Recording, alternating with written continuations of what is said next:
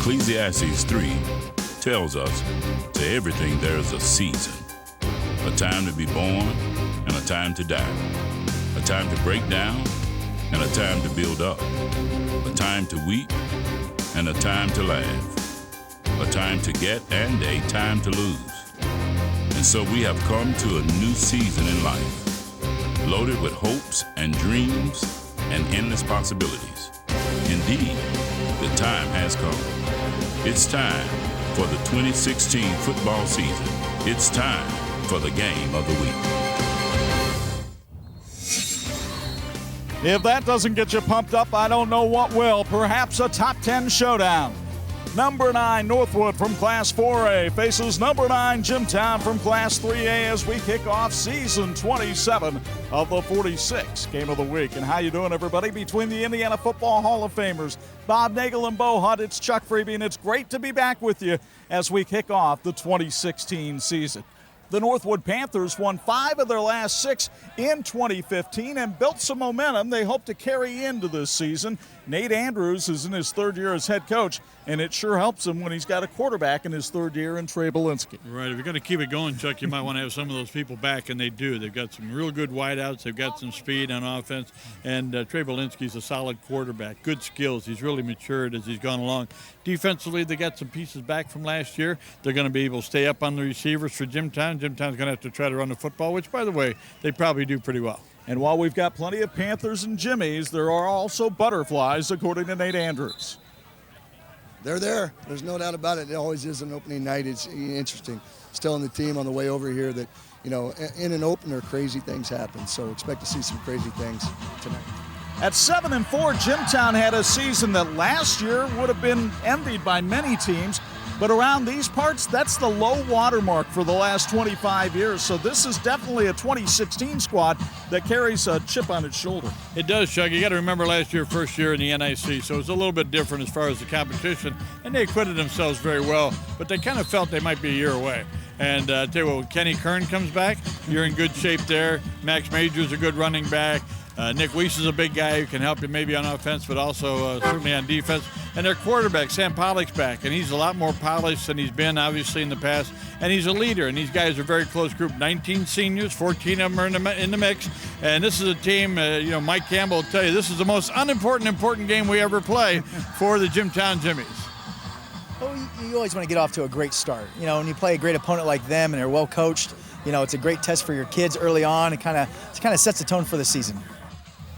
On the sideline now for a decade, bringing us sideline reports, it's Bo Hunt. And Bo, I know a lot of people will want to talk about the skill players in this game. Belinsky and Pollock at quarterback, Kenny Kern and the Yoders at running back for Northwood.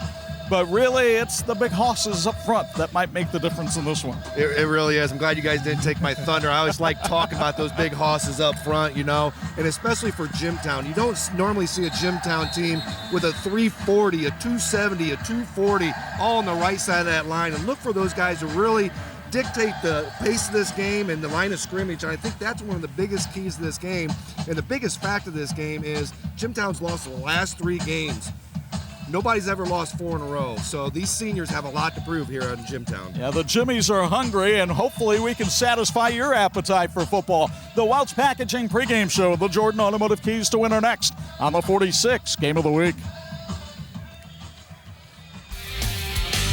This week's WHME TV 46 Game of the Week is brought to you by Indiana Criminal Justice, Adams Remco, TCU, J.V. McCree Orthodontics, Jordan Automotive Group, IU South Bend, Sweeney Julian Personal Injury Trial Attorneys, Electrical Workers Local 153, Crown Trophy, Imagineering Finishing Technologies, IHSAA. This edition of the TV46 High School Football Game of the Week is brought to you in part by the Jordan Auto Group, the Jordan Way, the only way to buy a car.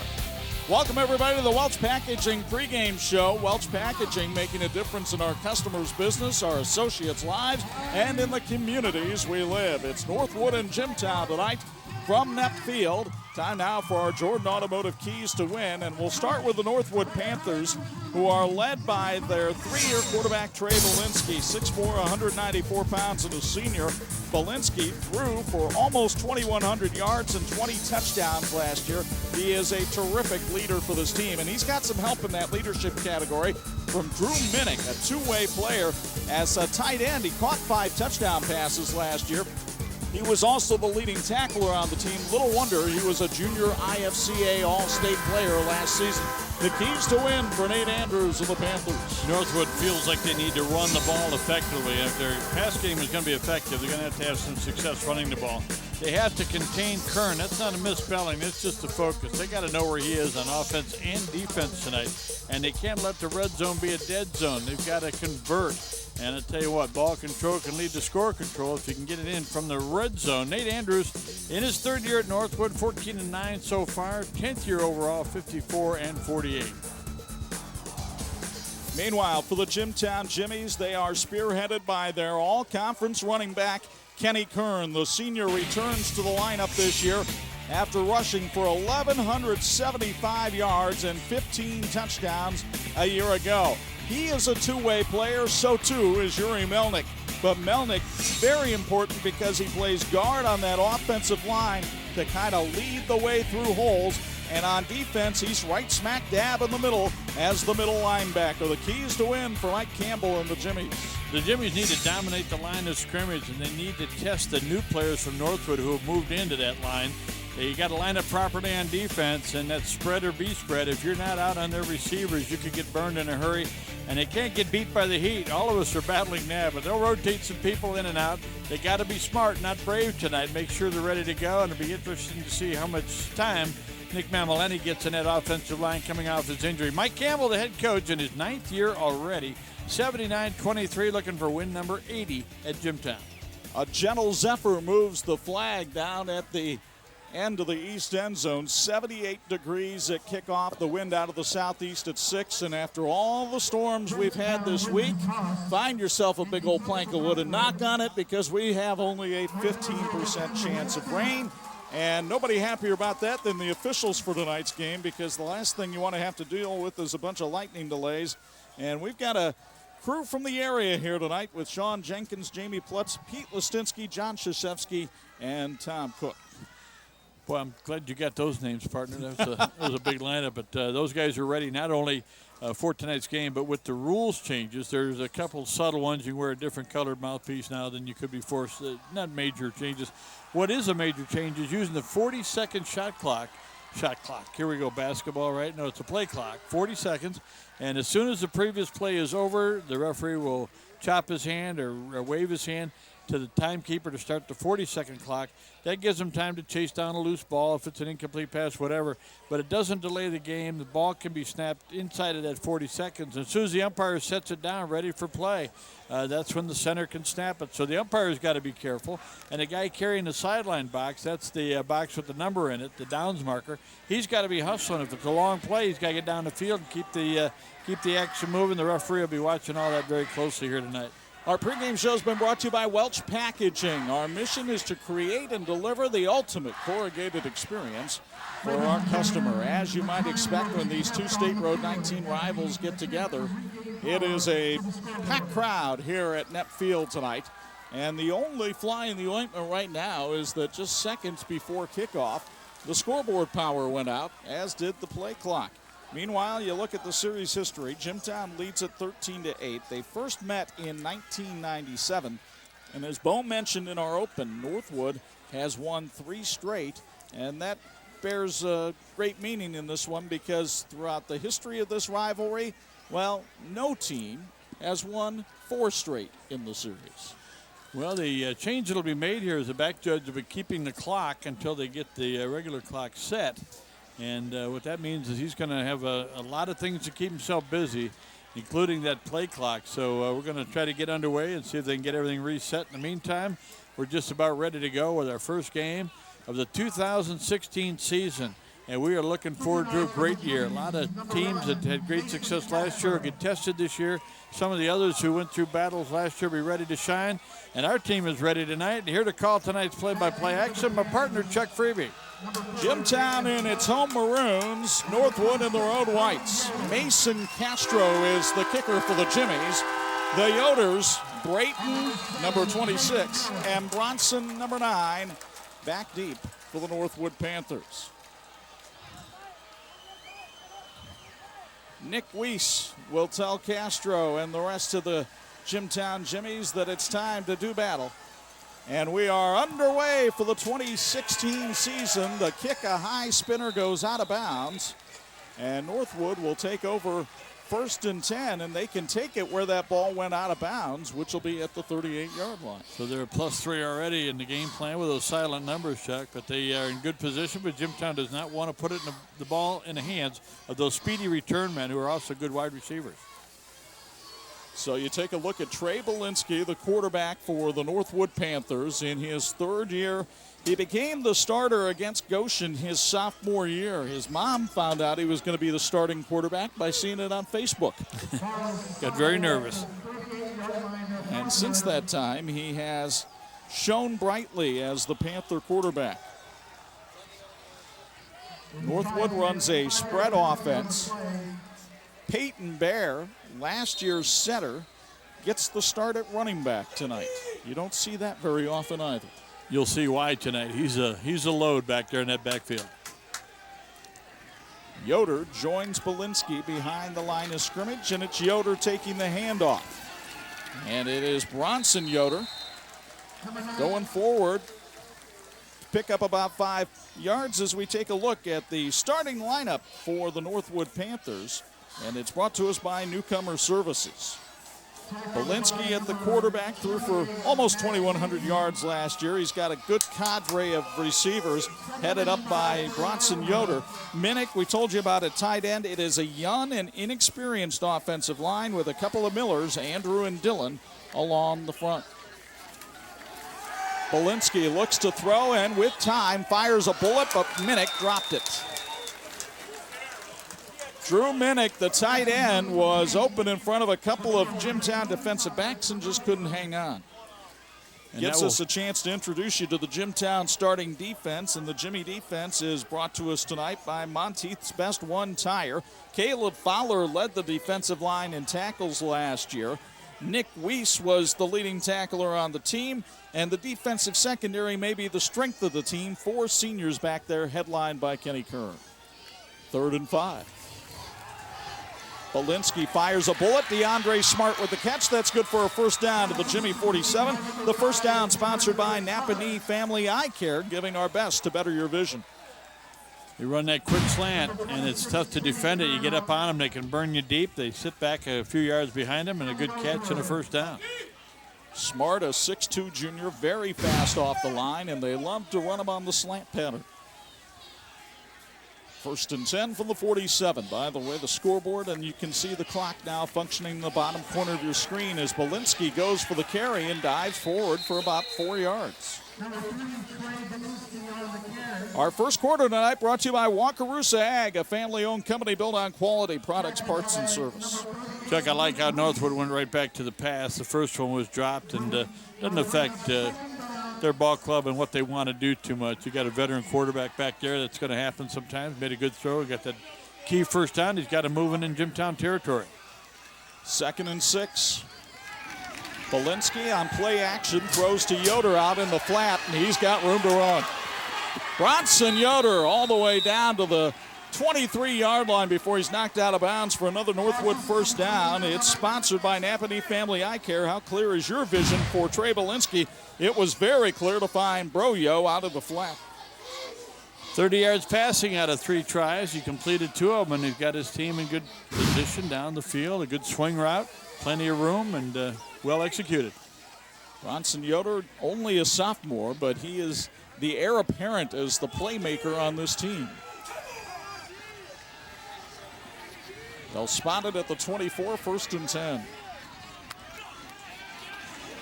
Play action, man wide open over the middle, and that is a Northwood touchdown to Landon Gessinger. Gessinger popped open behind the Jimmy secondary, and he was wide open. The touchdown sponsored by Persing Tire and Lube. Ring-a-ling-ling, just call Persing. 6 on the board for the Panthers. Pretty impressive drive, 62 yards on the drive. We'll recap it for you in a moment, but Northwood tested, we talked about how Jimtown was going to test the Northwood line. I think Northwood did a good job of testing the Jimtown secondary. And now Northwood lines up as though it will go for 2. Smart has single coverage down at the bottom of the screen. Bolinski from the shotgun. He'll hand it off to Yoder. Big surge off the right side, and he gets in for 2 points. The 2-pointer sponsored by Persing Tire and Lube Tires and Service that go the extra mile, and an impressive opening drive by the Northwood Panthers. They need only a minute 46 to put a snowman on the board. That usually is what takes Bob on the first hole. 8-0 Northwood.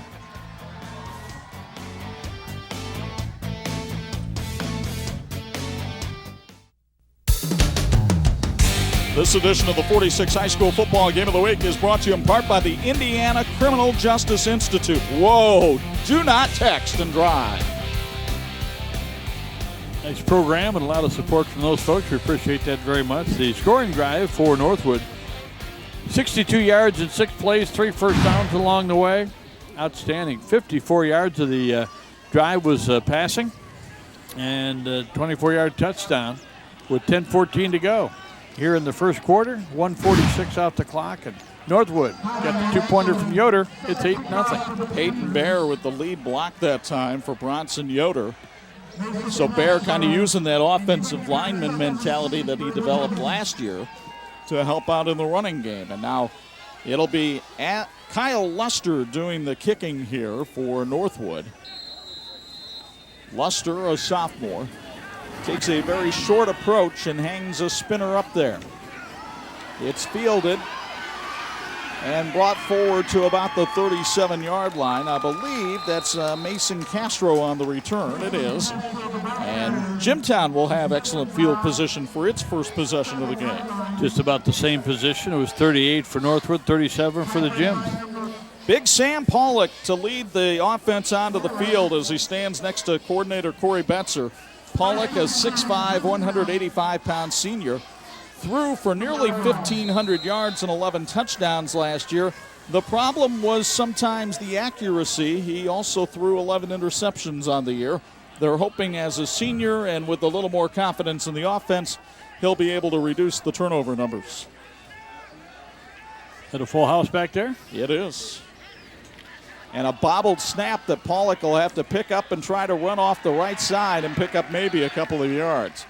An inauspicious first play as we get ready to meet the Jimtown offense. The starting lineup brought to us by our friends at Bennington Marine. Kenny Kern's the guy they want doing most of the carrying back there.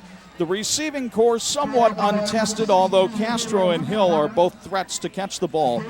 They like the development and certainly the size of that offensive line with big Mike Laws, 340-pound junior at guard, and they got a couple of seniors up there in Lucas Robinson and Yuri Melnick. It's 2nd and 8.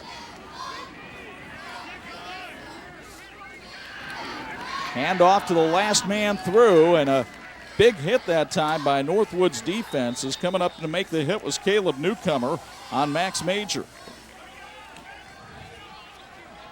Good job by Northwood to seal that off. It didn't matter who was going to get the ball. They had filled the gap pretty well. Here's your Northwood starting defense brought to you by Monteith's Best One Tire. Couple of Millers on the defensive line. Jake Stump, the veteran, up there. The linebacking core solid, especially with Drew Minnick, the leading tackler from a year ago. And then a secondary that had to be completely replaced, and it could get tested here on 3rd and 5. Keep an eye on the tight end. Pollock to throw. Fires over the middle, and his receiver was pushed down, and a flag will come out. Dakota Pratt was trying to get open. He got either tripped up or shoved down from behind, and pass interference will be called against Northwood. And our penalties again this year brought to you by Sweeney Julian. They remind you if you get a flag in your life, something slows you down, give them a call. As serious as it gets, give them a call at 247-1234. Or reach them online at theverdict.com. That'll be a first down for Jimtown. It's brought to us by Grifols Biomat. Pride for donors, passion for patients. Visit grifolsplasma.com for more information on how to give others a chance for a better and healthier life. 1st and 10 in Northwood territory at the 43. Pollock from the shotgun. It's Kenny Kern dancing around. That's one tackler, but that's all he would get as the Northwood defensive line gets penetration from Andrew Miller, the 5'11 senior, who's a three-sport athlete. We thought it would be important for them to know where Kenny Kern is. Evidently, they did right there. And down on that line of scrimmage tonight, it's really a battle of the size and power of Jimtown versus the speed and quickness of Northwood, and that time the speed and quickness got the job done. Nick Mamoleni is in the lineup tonight. He's been injured, coming back from a knee injury. He feels like he's ready to go. Doctor said he's ready, but they're probably going to limit his playing time just so he can get himself into playing shape as the season goes along. Here's Pollock to throw with time in the flat. That's Dalton Whitman with the catch, and he's taken down immediately on the tackle by Jake Stump, the senior defensive end. So Whitman, a tight end who only caught 3 balls last year and has a tendency to just be there for those short routes. We've seen the Jimmies at times in the past run that tight end deep. Not as much for Whitman. They like him as a possession receiver.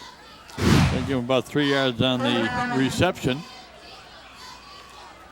Sets up a 3rd and 7 for the Jimmies. Pratt and Siebert, the receivers up at the top of your screen. Pollock looks to throw, rolls out, has a man wide open down the field. Can he make the connection? No, it's dropped. He was looking for Andrew Siebert, the senior receiver, but the ball hung up there in the air for a long time, and Siebert was not able to make the catch. Good throw. Be 4th down. Might have been a slight bit of contact there by Brayton Yoder, but not enough to result in a flag, and so on 4th down, the Jimmies will go for it. They were 50% on 4th down conversions a year ago.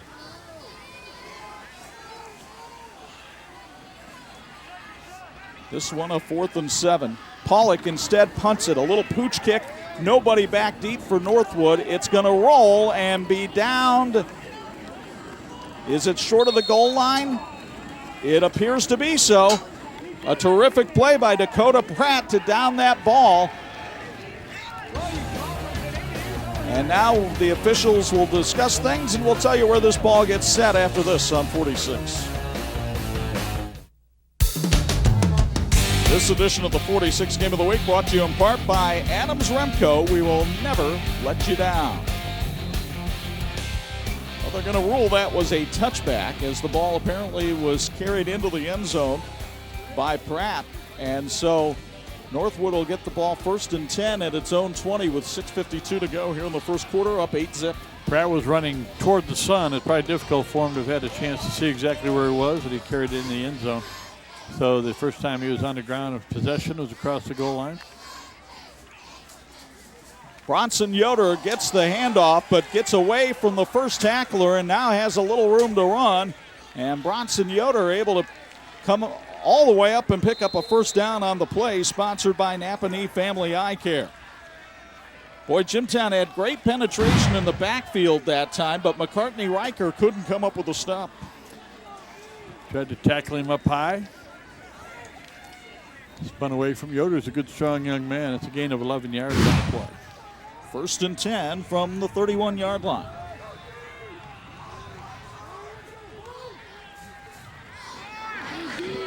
Belinsky from the pistol. Throws out in the flat, and there's Landon Gessinger, who caught the touchdown pass earlier. And Gessinger will pick up about 13 yards on the play, getting the ball up to the 44-yard line. It's another first down, sponsored by Napanee Family Eye Care. And Northwood moving the ball effectively tonight. 4 out of 5, 67 yards to start the ball game tonight for Belinsky.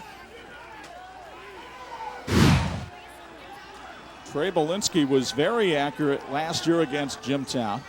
Completed 19 of 28 in a 16-6 Northwood win. Did have a couple of interceptions in that first half last year. Bear on the carry. Gets a nice block from Gessinger, and Bear off the right side of the line, able to run and pick up 7. So Peyton Bear, what a story he is. He was the center of this team last year. And because of the great work done by Booney Booker and the offensive line coach, he was able to develop some of the younger players, get them ready to play the line, and they moved Bear into the running back category, and you can see why. We know what a tremendous contributor his brother was in similar situations for Northwood. Terrific player. Travis Bear wound up being a quarterback at Northwood after starting his career as a tight end. 2nd and 3. Another handoff, this time Brayton Yoder, the younger of the Yoder brothers, and he struggles short of the first down. It'll be 3rd and 1. Folks, they're rivals on the field, but when it comes to pizza, Panther and Jimmy fans agree the Cook brothers make a mean pizza. Cook's Pizza in Wakarusa and Jimtown Pizza in Jimtown could feed your whole family or your whole team. Whether you're hungry for pizza, chicken, breadsticks, breaded mushrooms, or ice cream, Cook's Pizza and Jimtown Pizza, that's the place to go. They fed our crew tonight. Outstanding effort. Sorry about that, Bob. I misspoke. Brayton is actually the older brother. He's the junior. Bronson is the sophomore. 3rd and 1. It's Bear on the handoff, and Peyton Bear gets the first down as he crosses to the Jimtown 45-yard line before he's hauled down by Yuri Melnick, the middle linebacker. But Northwood able to keep possession and move the chains. Another first down. It's sponsored by Napanee Family Eye Care. Give yourself the gift of clear vision. 4 different players have carried the ball. They've completed 4 out of 5 throwing the ball. Good start for this Northwood team. Couldn't be going much better right now for the Panthers. I think Nate Andrews has to be very pleased on the far sideline.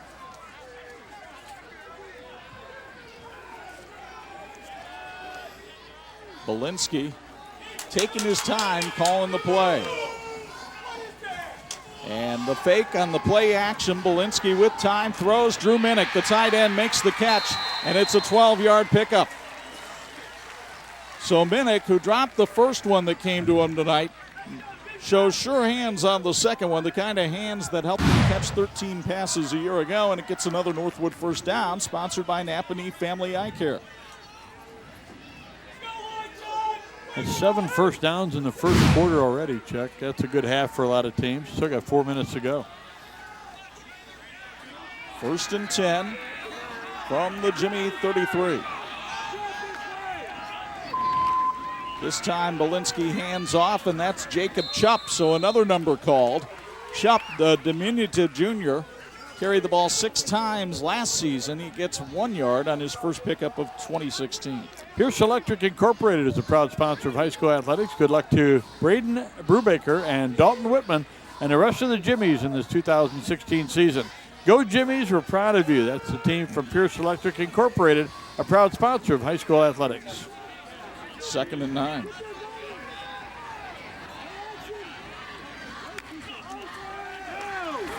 Play action to Chupp. Yoder makes the catch in the flat. Gets a block from DeAndre Smart.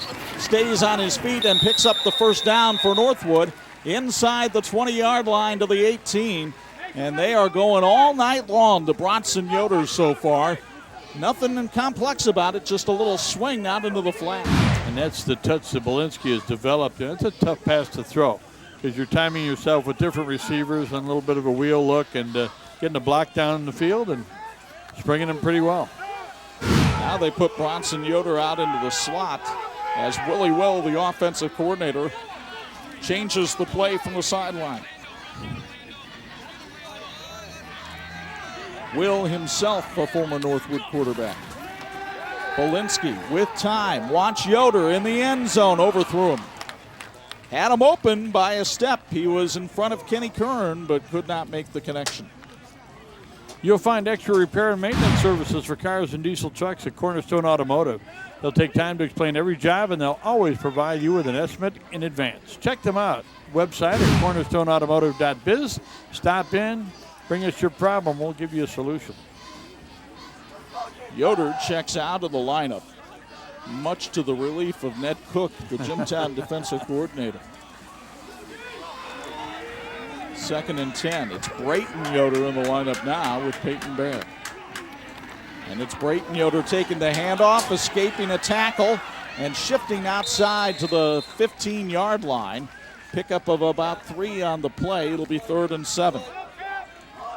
Boy, Nick Weiss just missed. He, again, was trying to get him around the pins, but he pushed off, got away, and got some good leverage outside, but picked up about 3 yards on the play. 3rd and 7. Last week in the scrimmage against Elkhart Central, in a similar situation, Northwood threw a slant pattern to DeAndre Smart. He's at the bottom of your screen. We'll see if they go back to it here. Belinsky rolling to his right. Now uncorks and overthrows everybody. He was looking for Minnick. Mason Castro might have gotten a hand on it defensively for Jimtown. 4th down, and we'll see if Nate Andrews decides to go for the field goal or go for the 1st down. I think he's going to talk to Mr. Belinsky after the drive is over. He threw it into pretty good coverage, and that could have been a pick and could have stopped the drive. Spent some time in practice talking to him about the importance sometimes of an incomplete pass. A year ago, Northwood only converted 37% of its 4th down attempts. They're looking at a 4th and 7 here, and I believe Nate Andrews is going to take a timeout to talk about it with his team, and we will too. The timeout for Northwood, sponsored by Cornerstone Automotive. 2:08 to go in the 1st quarter, and a pivotal play coming up when we return on 46.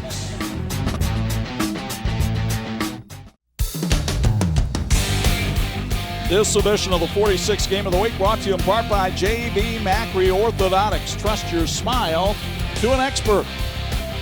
And the Northwood timeout, as we mentioned, sponsored by Cornerstone Automotive. Expert repair and maintenance for cars and trucks. 12 play of the drive coming up, Chuck. And with 4th and 7, looks like Northwood's going to give it a shot. A Bo Hunt down on the sidelines tonight. And we mentioned Dr. J.V. Macri. Let's go down for our first sideline report of the night. And Bo, do you get a sense of what Nate Andrews might go with here on 4th and 7? Well, Chuck, a lot of things they can look at were that slant route you talked about earlier, but I do know they just have a few yards to pick up for the 1st down. They don't have to actually go to the end zone, so they don't have to run a deep fade route or anything like that. So maybe look for them to run some guys off deep and maybe have a guy come underneath across the middle, and maybe that's something they'll go with. Chuck? All right, thank you very much, Bo. And, of course, pivotal play for the Jimtown defense. They need to stop desperately right here just to build some confidence. MSC Industrial Supply is a proud supporter of high school athletics. Wish all the athletes and teams good luck in the 2016-2017 school year. MSC Industrial Supply, a proud sponsor of all high school athletics. Trips to the right of Trey Belinsky, and Peyton Bear will also line up off the side of his quarterback.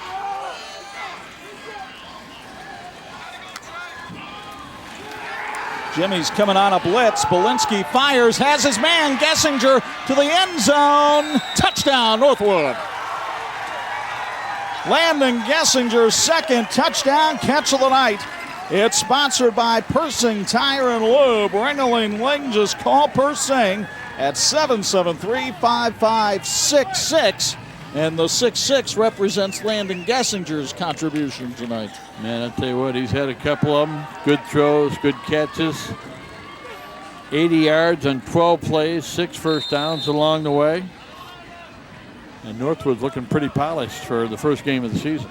His brother Bailey, in his freshman year at Valpo.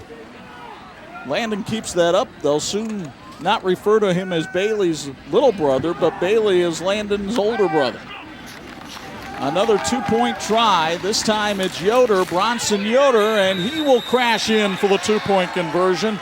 And Northwood doing anything it wants here in the first 10 minutes. Up 16-0 on Jimtown.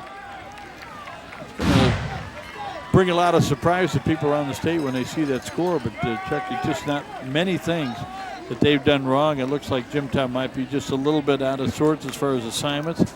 But give credit to Northwood. They put together a pretty complex passing scheme, and it's paying off. What's interesting is Jimtown coming into the game felt like the secondary was its strength. 4 seniors back there, a lot of experience. And Northwood has been able to riddle that secondary tonight. Not so much with deep balls, but just finding seams and throwing stuff in the flat. 4:51 on that drive, on that possession. And when you look at what Jimtown's been able to do so far in the ball game, 23 yards on 5 plays. They have 1 first down. It came on a penalty. So not only has Northwood done a good job of getting on the board, but keeping the ball away from the Jims. So the Jimtown Jimmies will have to come from 16 points down in this one if they want to knock off Northwood for the first time in the last 4 years. And once again, it'll be Kyle Luster kicking for Northwood. Last time he just hit a little bit of a high spinner that Mason Castro ran under. We'll see if Northwood decides to play it differently here. Jimtown with some new people back deep. Both of their top return guys graduated last year. And the Northwood kickoff sponsored by Best Chevrolet Buick.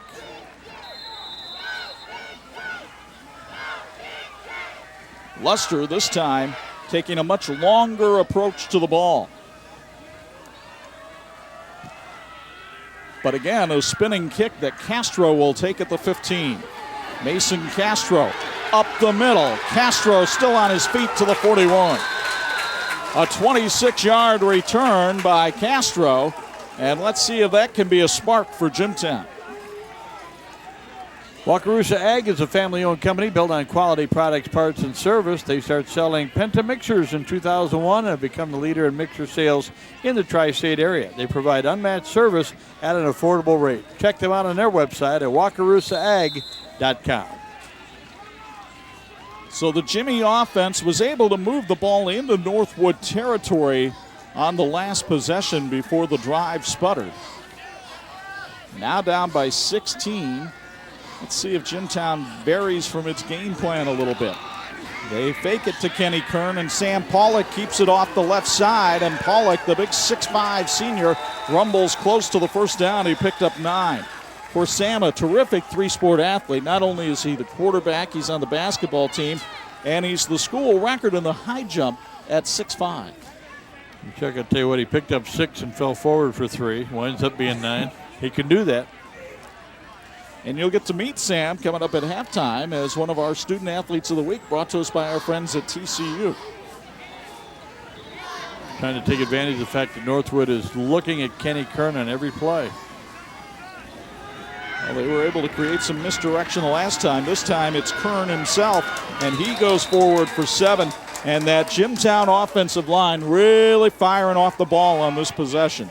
It's a first down for the Jimmies, sponsored by Grifols Biomat.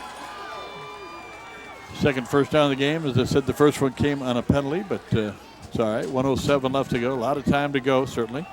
Good crowd on hand. What a great atmosphere each and every year.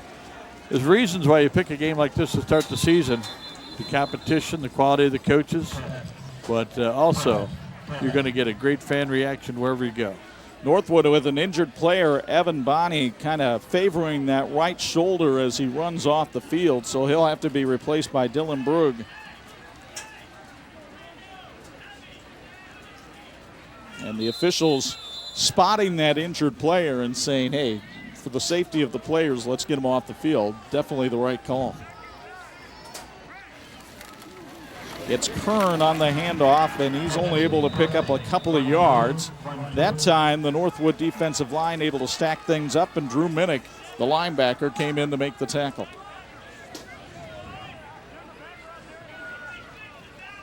Good hustle by Northwood. They made an initial hit, and then they filled the gap on the opposite side. That's one of the things that Kern does so well. 2nd and 8, and trips to the right of Sam Pollock, including Zach Hill, the speedy senior, way up at the top of your screen. Pollock throws to Kenny Kern in the flat, giving Northwood a little dose of its own medicine. And look at the shiftiness of Kern. as another three-sport athlete goes and picks up the first down. It's sponsored by Grifols Biomat. Patients around the world need and value donors like you. Good execution, get him out there in space. That's what the key word in football these days. Got to create space. Give some space to Kern. You've got to really battle to get him down. And they actually say he's short of the first down, so it'll be 3rd and 1 when the second quarter begins. But the first quarter was all Northwood, and specifically all Landon Gessinger. He had 2 touchdown catches, and the Panthers lead at 16-0 after 1 on the season debut of the 46 game of the week.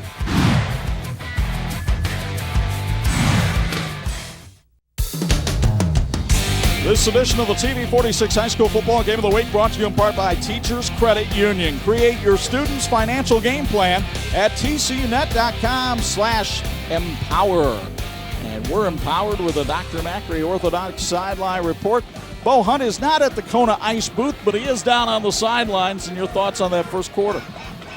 I think one of the biggest things that coming into this game was we were talking about Northwood's defense and how they were going to sustain anything, and they didn't have the size that they normally have. Well, they got the quickness. They're really able to really shut Jimtown down in that first quarter, and their offense just they hit on all cylinders. Right now, Jimtown's down not just 2 scores, but 2 scores and 2 two-point conversions down that 16-0. I think that took a lot of wind out of these Jimmies as well. They need to really score in this drive, get some momentum going before they are going into the second quarter here. Guys? All right, thank you very much, Bo. And I want to remind folks that our second quarter is brought to us by our friends at Wakarusa Ag, providing unmatched service at an affordable rates. A key 3rd and 1 here for the Jimmies. And they'll go with the Wild Kern offense. It's Kenny Kern in at quarterback. And he'll hand it off to Max Major, and Major gets the first down up to the 30-yard line. So a little bit of a wrinkle put in by Mike Campbell and Corey Betzer, the offensive coordinator. And it gets a first down sponsored by Grifols Biomat. Picked up about 5 yards on the play, but more importantly, moved the chains, keeps the clock moving, and Jimtown, 1st and 10 in Northwood territory. And Chuck, I feel like Jimtown's taking some time here in the first quarter. Haven't had many plays, but they're getting a good read on Northwood. Now, Sam Pollock came in, but he's lined up at receiver right now. They're still in the Wild Kern. And it's Kern himself running it. And Peyton Bear, one of the tacklers, in on the play after Kern picks up 3. Got some young guys in the defense looking over at the bench. So what are they doing? We didn't see that. So 2nd and 7, and now Kern checks out, so Pollock will slide back to the quarterback slot. It's just another one of those things that Jimtown can do to try to create some confusion. Siebert back in there at the wide out to the left side. And it'll be Brandon Burkhardt in the slot. Some confusion along the offensive line for the Jimmies. Down, play clock down to 3, and Jimtown's going to have to burn a timeout. It's sponsored by Pierce Electric with 10:47 to go here in the first half, and we'll keep it right here. Whitman Auto Sales, with over 50 years of buying and selling experience between the Whitman brothers. Whitman Auto Sales, located in Elkhart, Indiana. Give them a call at 389-1234 to arrange a test drive or visit their website at whitmansautos.com. You can view their complete inventory. Whitman Auto Sales, a proud sponsor of high school athletics.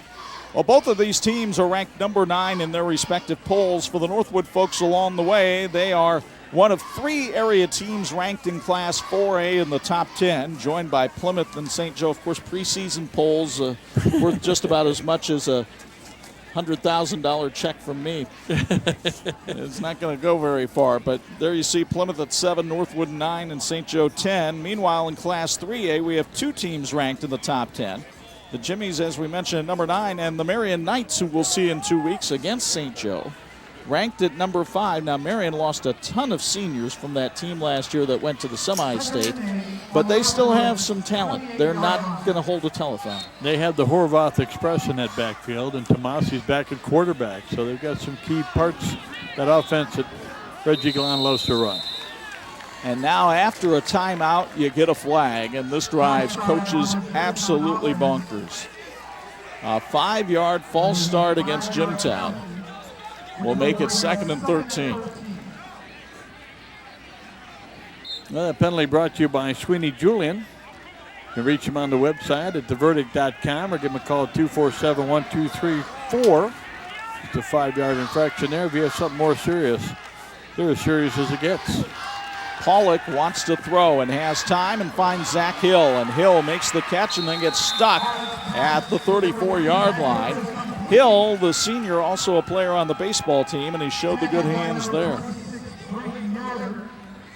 Brayton Yoder in on the stop for Northwood. You get another copy courtesy of Adams Remco on a fine pass by Pollock. That's not the first time we've called the Hill name in the history of Jimtown football. They've had a great tradition in that family. Yeah, I think they've always worn number 3, too, because there's a whole lot of Hill 3s down here a couple of rows in front of us today. Talked to Uncle Tim in the stands before the game today. 3rd and 5. Pollock going for the home run ball deep over Yoder. Touchdown, Jimtown. No, he was out of bounds. They wanted Andrew Siebert, and he couldn't keep the puppies in the lines. There was some contact along there. He fought, but I don't think he had a possession in time. And again, he can't review it on our 46 camera, but that young man made a great effort to haul that ball in. Let's see.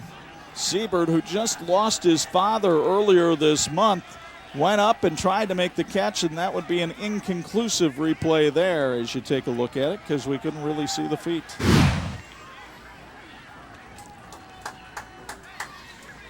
So it's 4th and 5, and at this phase of the game, Jimtown almost has to go for it, even though it's only the second quarter. Savon Gillespie was late coming in off the bench, and Mike Campbell got the timeout before the ball was snapped. So it's the second timeout used by Jimtown. It is sponsored by Pierce Electric. And with 9:57 to go in the first half, a critical 4th and 5 coming up for the Jimmies when we return.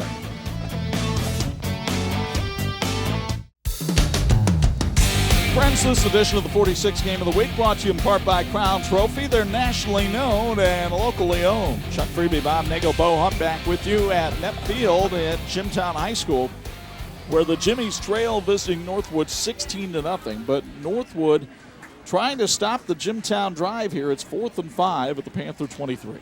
Well, one of the things that Jimtown has going for it, last year they hit 50% on 4th down plays. They were 40.9 on 3rd down.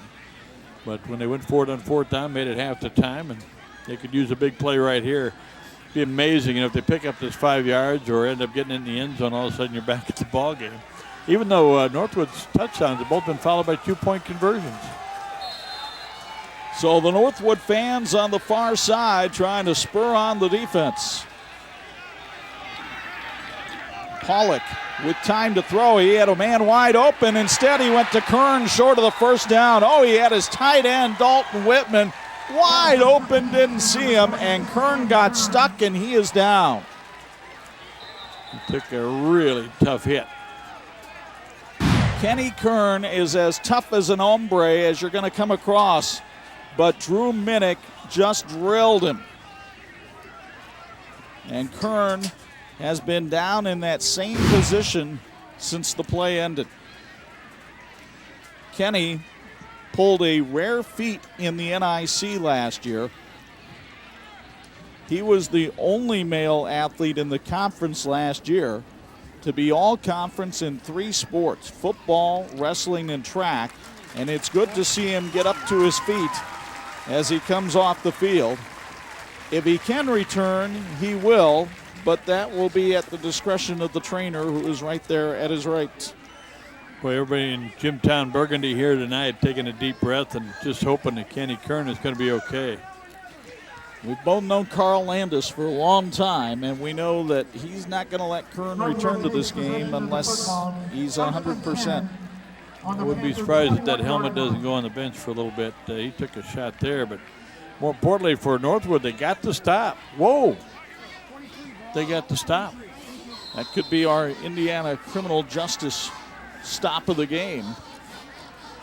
A reminder, the folks at the Indiana Criminal Justice Institute say, whoa, don't text and drive. 1st and 10 from the 23 for Northwood, and Peyton Bear runs off the right side for 2 yards.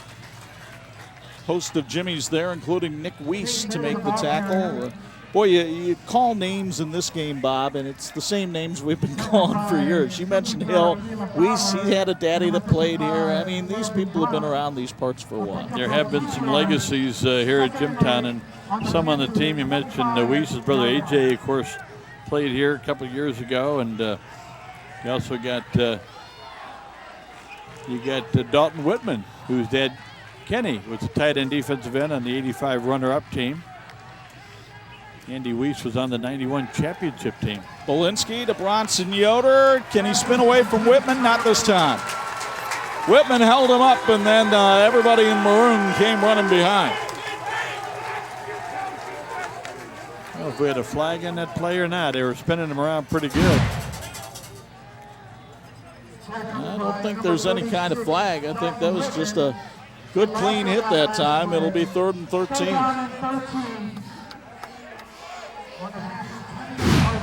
You got another copy of it, courtesy of Adams Remco. Dalton Whitman, the track MVP last year, and he looked like a combination sprinter and hammer throw on that play. It'll go as a completion, though. And now a timeout called by Northwood. They look a little confused. It's first game of the year. We're all perhaps trying to find our sea legs a little bit with 8:23 to go in the first quarter. Kind of proud of our team. Production crew is ready to go. Folks, Napanee Family Eye Care has been a leading provider of optometry services and vision care products in the Napanee community since 1999, and they want to help you achieve and maintain clear vision for years to come. Give yourself the gift of clear vision at Napanee Family Eye Care. Learn more at their website. That's nfe2020.com. We try to get to a lot of different places, and sometimes you get lost in the shuffle because you all of a sudden look up and say, we haven't been in that place in years. And that's what we can say about Rice Field. That's where we'll be next week as the Goshen Redhawks take on the Elkhart Central Blue Blazers in Elkhart County's oldest rivalry. It dates back to the 1890s when Ken Fox was typing things out by hand. And Friday at 11, Saturday morning at 9, we'll have it for you from the banks of the Elkhart River. Kenny was writing back then. They used to be able to scan his slate. Oh, I don't think so. Kenny Fox covering the action here tonight. But I didn't realize until we made out the schedule, and I thought, well, we haven't been at Rice Field in a while. We haven't been there since 2004. It's a long time ago. No, do you know where it is? I do indeed. Yes. The problem is when I walk in the place, they'll be asking for an alumni contribution, but that's another story. I think that's the first time you and I hooked up. I think you were in middle school helping out with the broadcast, doing the PA. Yeah. 3rd and 13 for Northwood. They're up 16-0 in this one. Trey Belinsky, the senior quarterback, going for the home run ball. DeAndre Smart is out there. He makes the catch. Kern going to try to chase him down. Smart off to the races. Did he make it? Touchdown, Northwood. The touchdown sponsored by Persing Tire and Lube. There might be a little bit of an argument on this one. It would appear from this angle that Smart was down before he crossed the goal line. As you get another copy of it, courtesy of Adams Remco, and the knee was definitely down at the 2-yard line. And let's see if they made that call, and if they did, it's a great call because they don't have video replay like we do. But what a terrific play, well thrown ball. And the problem for the back judge on that play is he's trying to run as fast as a high school kid, and that rarely happens. He indicated a call against Jimtown. Well, there was a sideline warning called against Jimtown. Now Nate Andrews running over and talking with Sean Jenkins. And I think what Nate's trying to find out for sure is, are we going for a 2-point conversion or a touchdown right here? Scoreboard says it's 22, so. And that was the signal we were given from the field.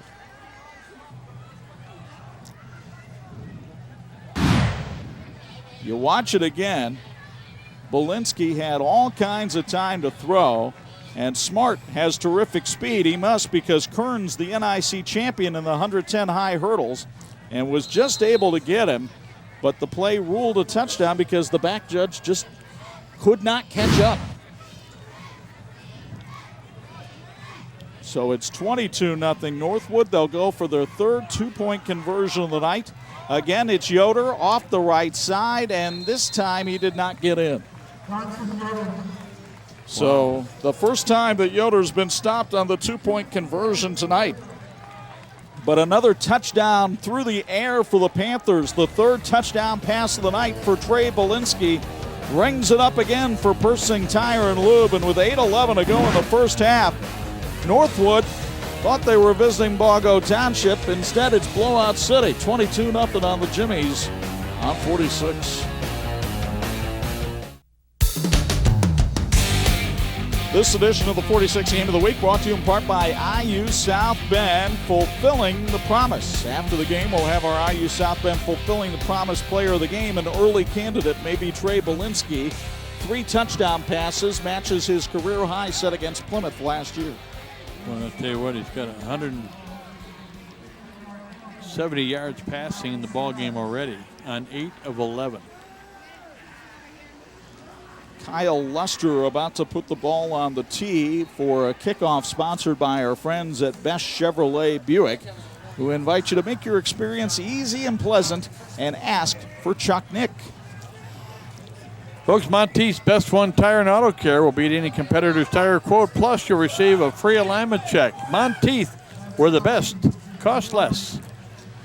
Apparently an unsportsmanlike conduct penalty was called against, well, I think they might have walked off the wrong, yeah, they walked off 15 yards there, so that's got to be an unsportsmanlike conduct or some sort of personal foul against Jimtown. And that will allow Northwood to kick off from the 45-yard line. Not sure exactly what happened there, but there was some indication from the official. He put his hands behind his back. So I don't know if that meant it came after the play and would be put in after the for the kickoff. But anything that could go wrong for the Jims has gone wrong so far. So now Luster with a 3-step approach hits a little spinner down the field that Castro will take it as 10.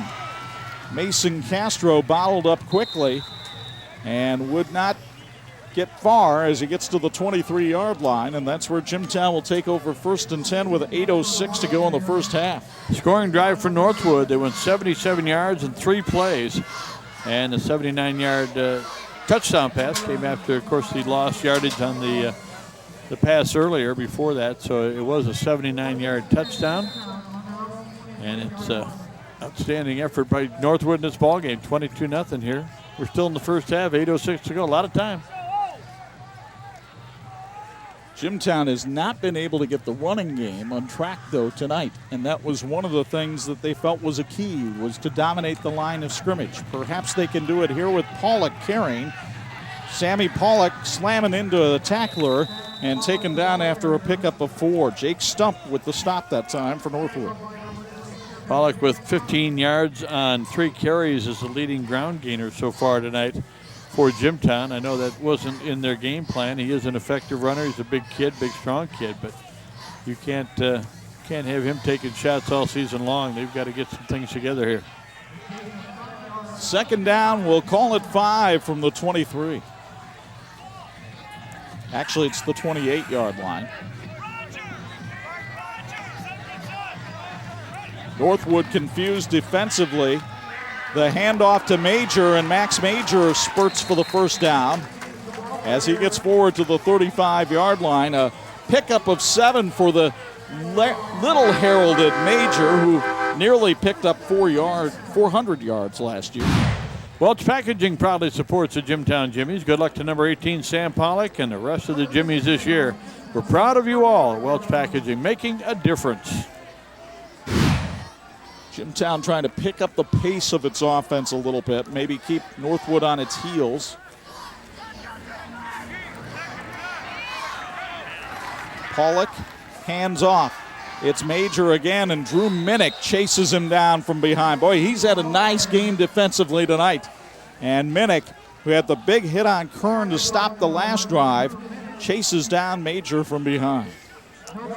No gain on the play. Yoder Stutzman Plumbing, Heating, and Air Conditioning has been serving Napanee and the surrounding area since 1969. They're committed to what they do and they enjoy serving the public for their plumbing, heating, and air conditioning needs. Yoder Stutzman Plumbing, Heating, and Air Conditioning, building lasting solutions. And man, have they been busy. A little warm the last few weeks. Tell you what, all those people who have been working during these storms we've had deserve a tip of the cap. Here's Pollock throwing down the field, has his man. That's Mason Castro, and he could go all the way. Finally chased down by Yoder, down inside the 10 at the 7. 58 yards on the pass completion. Castro popping wide open, and the senior who caught only 7 passes a year ago figures to be much more of an option this year. You see another copy of Adams Remco, and there was barely anybody within the 5-7-4 of them until Yoder chased him down. Made a nice move too, didn't he? Lost a couple of guys for another 15 to 20 yards. First and goal from the 5 a year ago. Jimtown 27 of 33 inside the red zone. Pollock hands it off. Kenny Kern trying to pull over people. Did he get in there? No, stopped at the 1.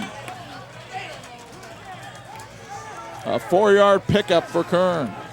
He has 16 yards now, the leading carrier. Pollock has 15. Major has 15. Kern has 16. They're knocking on the door. That pass play, by the way, refigured now to 60 yards on the completion. Northwood bringing in big Dylan Mogul as part of its goal line defense. The Jimmy fans on their feet and making noise in anticipation of the first touchdown of 2016.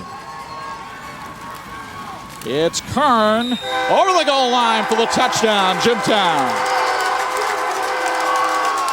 It's sponsored by Welch Packaging, a proud sponsor of high school athletics, who say good luck to Sam Pollock and the Jimmies this year.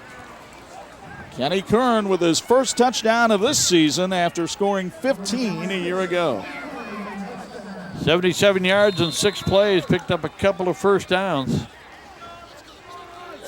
Didn't take long.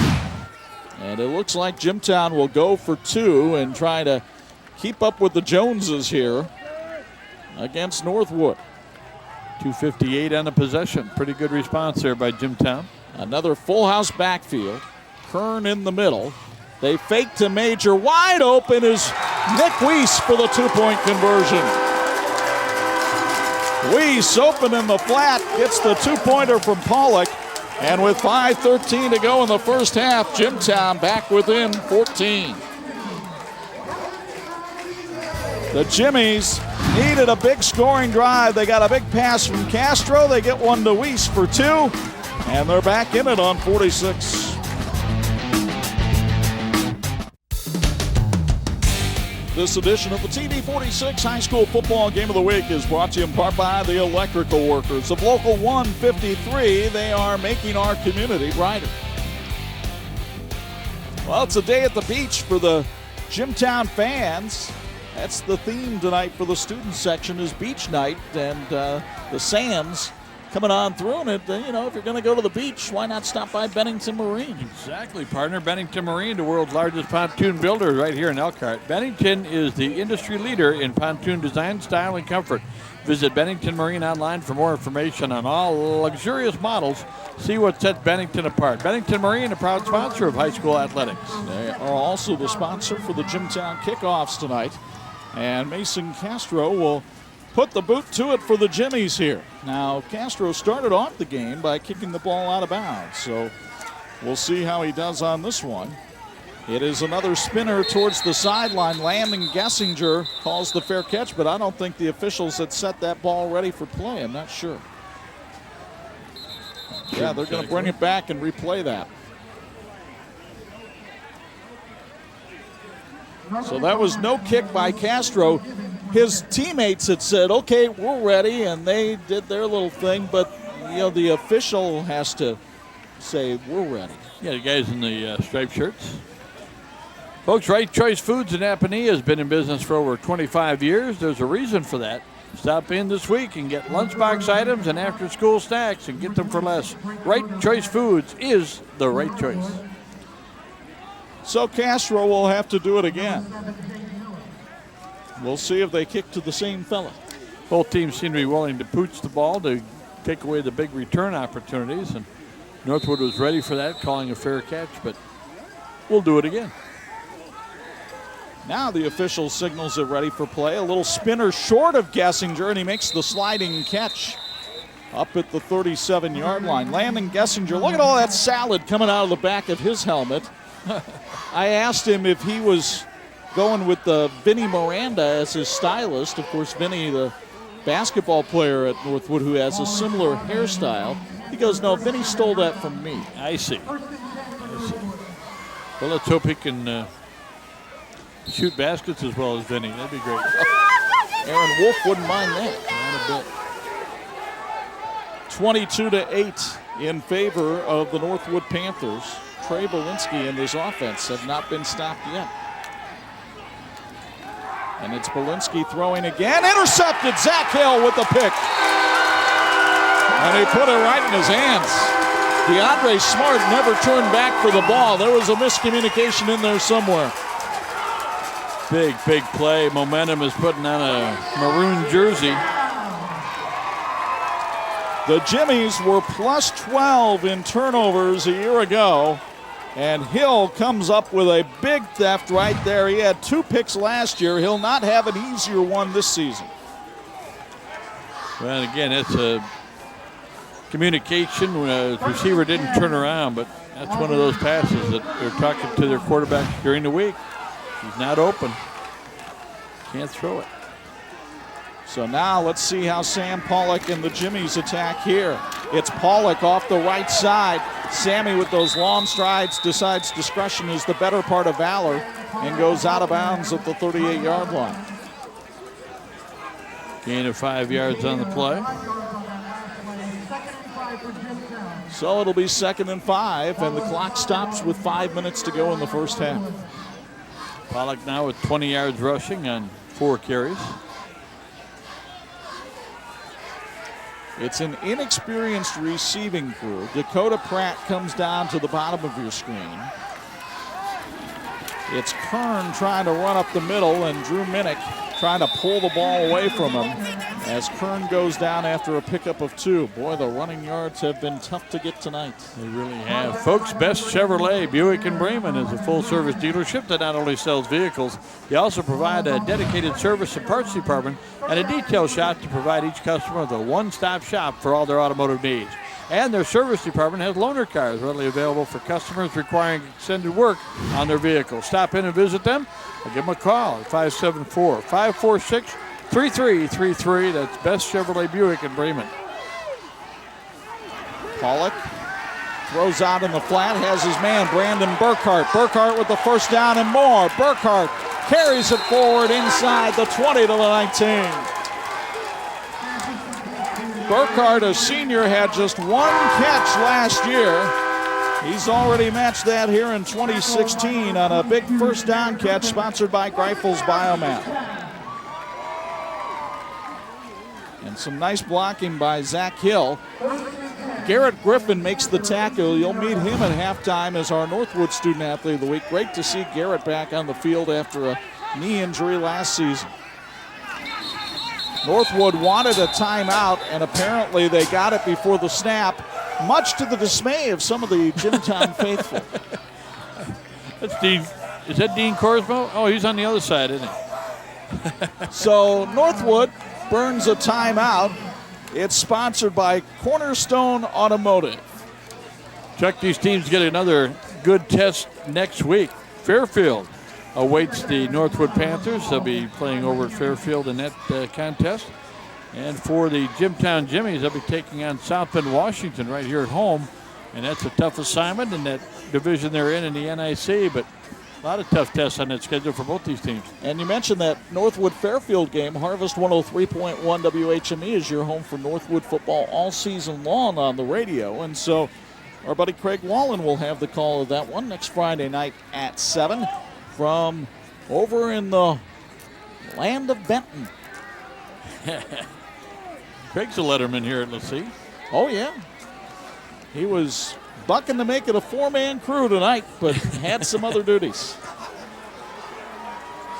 It's going to be interesting to get some perspective here at halftime with Bo Hunt down on the sidelines, because as well as both these teams executed in the first half a year ago, there had been a lot of confusion on the Jimtown sideline. So it'll be 1st and 10 from the Northwood 18. The timeout called by Northwood before the snap. And here's Pollock. Looks to throw. Has time, fires in the flat. There's Mason Castro. First down inside the 10 to the 7. So Castro picks up the first down. It's sponsored by Grifols Biomet, who has pride for donors and passion for patients. And that puts Pollock over the 100-yard mark passing tonight, 110 yards. And a first down at the 6. Bronson Yoder with the tackle, but not before Castro set up a 1st and goal. Jimtown trying to get this down to a 1-score game after the interception by Zach Hill.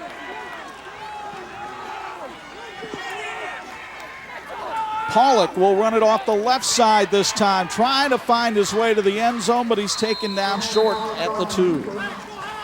A pickup of 4 on the play.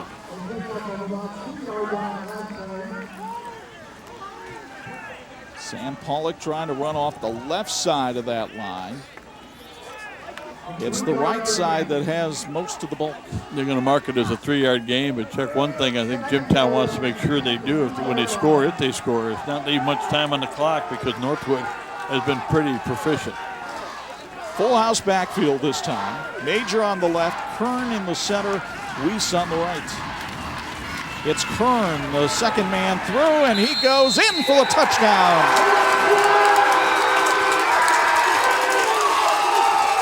Kenny Kern's second touchdown of the night is sponsored by Welch Packaging. If you're interested in working in a dynamic growing company, that's Welch Packaging and Dynamic, the story of Kenny Kern as well. Pretty good execution. And again, when your teammate, Hill, makes the interception, you can pick him up and get the score. It really, really unifies the effort. And 43 yards for the touchdown drive for Jimtown. And the Jimmies are going to go for 2 here. They're going to send Savon Gillespie out to the left. Full house backfield again.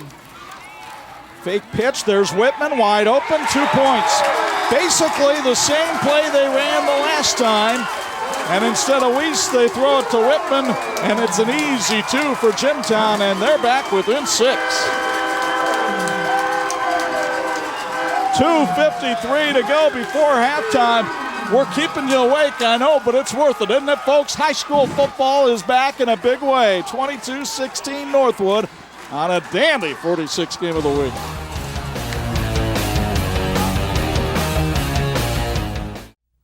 Hey, welcome you back to Neff Field here at Jimtown. 22-16, we got a dandy. Folks, a reminder, Imagineering Finishing Technologies continues to be the industry knowledge source for metal finishing solutions. The team at IFT is proud of their efforts in setting the standard for research and development. IFT and the teams in this game are working toward the same goal, and that is a great finish. We've had a great start. Mike Campbell didn't want to tell the fans this, but that was part of the game plan tonight. Spot the opposition 22 points and then see how you can go from there. Is that right? That way you get a degree of difficulty that even the Romanian judge can respect. Bo, we're going to have you check on that. I don't think that's exactly what happened. Mason Castro about to do the kicking. The kickoff sponsored by Bennington Marine. Castro, a spinner that goes out of bounds. And it'll be 1st and 10 for Northwood at its own 35-yard line. So good field position coming up here for the Panthers. 2:53 to go in the first half. They do not have any timeouts left, but the clock still stops on a first down in high school football. When you look at the Northwood scoring drives, Chuck, 146 on their first drive, 137 on their last drive. The only one that took longer than that, 4:51 when they went 80 yards in 12 plays. they have some home run power on a team that's, on a school that's known for its baseball team lately. They went all the way to the regional last year, as they did in basketball. Very strong athletic tradition at Northwood High School. It's Yoder on the carry, but he got knocked off his pins on a nice hit by Nick Weiss. Nick, not a diminutive lad. He's 6'2", 210 pounds and a junior, and he knocked Yoder after a pickup of one. He took a couple of shots in there. Weiss is the guy who wrapped him up. There was a pretty good pop in there as well. On the inside by Yuri Melnick. He's a pretty strong young man. Peyton Bear, the lone back behind Belinsky, 3 receivers to his right. You see the clock at the bottom of your screen on the Indiana Criminal Justice Institute scoreboard. Belinsky fires, and he almost had that one picked off. He threw it at the feet of DeAndre Smart, and Max Major was right there. After a terrific start to the ball game, Belinsky's now 8 out of 13 at one point of the ball game. Chuck is 7 out of 10. So now Northwood will put Jacob Chupp in the backfield. 3rd and 8. Not sure why the clock is running, because it was an incomplete pass. Belinsky out in the flat, completes it to Landon Gessinger.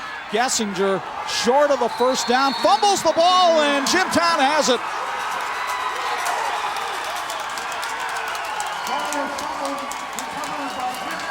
Jimtown recovers the fumble, and they're in business again as you get another copy on the Adams-Remco replay.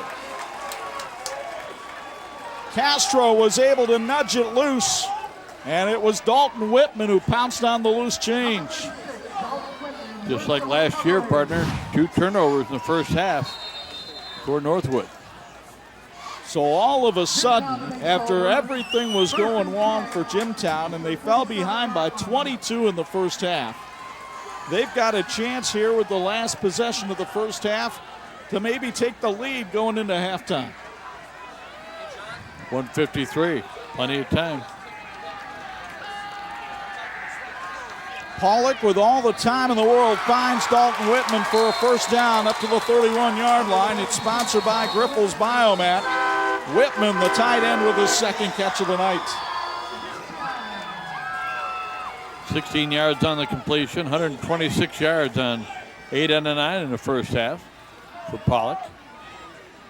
Another player banged up a little bit. Want to remind you that Jimtown High School, a proud supporter of all high school athletics. We wish our athletes and teams good luck this 2016-2017 school year. Jimtown High School, proud sponsor of all high school athletics. It looks like a cramp over on the far side. I believe that's Mason Castro who's down on the field right now, getting tended to by Carl Landis. Of course, given the heat and the humidity we've had, not a problem that hydration might be a problem for some of these athletes. I think the officials have done a good job too. You know, they've been watching. It's cooled down nicely. It's not quite as humid as it was before, but you just have to be careful, and they are. 1:47 to go in the first half. Northwood leads Jimtown by 6, but the Jimmies moving the football when we return on 46. Well, it was Andrew Siebert who was the player who has the cramp, and it's Siebert who's walking off the sidelines under the watchful eye of Carl Landis. 1st and 10 from the 31. Jimtown does have 1 timeout remaining. And again, a little unsure as to why the clock is running, because it was a first down play, although the chains are set. Pollock under pressure. Throws out in the flat, has his man. That's Burkhart for a first down to the 10. Brandon Burkhart, the 5'8" senior, with his 2nd catch. Another first down sponsored by Grifols Biomat. Another look from Adams-Remco. 9 out of 10, 147 yards in this first half for Pollock. Champ Pollock has looked really sharp once they got that offense untracked a little bit here in the second quarter. These 2 quarterbacks have been fun to watch tonight. and a headache for both defensive coordinators. Kern on the handoff. Jitterbugs his way for about 3. It'll be 2nd and 7. We're under a minute. And it's actually 2nd and goal from the 7. Jim don't want to leave any time on that board, do they? It makes their fandom a little bit nervous. Jordan Automotive Group in Mishawaka, simple, easy, stress-free. Experience the difference with the Jordan way, the only way to buy a car. Pollock gives it off. No, he kept it himself. Great fake, but he didn't make it into the end zone. He stopped at the 1. It'll be 3rd and goal. And a timeout called by Jimtown. They'll use their last one here. It's sponsored by Pierce Electric. I'll tell you what, if you went for a sandwich when it was 22-0, thinking this is probably over, welcome back. What a terrific effort by Jimtown here in the second quarter. Drew Minnick and Garrett Griffin combined on the stop of Pollock that time to prevent him from getting in. Boy, Sammy Pollock, there are few kids that love Jimtown football as much as he does. He just loves being on the field, loves the brotherhood of this team, and he has enjoyed every minute of this comeback. He got a shot at having his team in the lead at halftime after being down 22-0. Folks, want to remind you, TCU's Financial Endowment Program can help your students develop a game plan for their financial future. With TCU's easy-to-use online tools, students will learn how to save and spend. Let TCU help them get to the top of their money game by visiting tcunet.com/empower. TCU is federally insured by the NCUA. Well, you've got some size down there on that line of scrimmage with Seth Holdred, Mike Laws, and Lucas Robinson. And I wouldn't be surprised to see the Jimmies try to surge behind them. And if you don't make it in, you got time to scramble back up to the line of scrimmage and run your 4th down play. Got plenty of time. And you can also throw Whitman at 220 over on the right side, too. Pollock hands it to Kern. Touchdown, Jimtown. The 3rd of the night for Kenny Kern.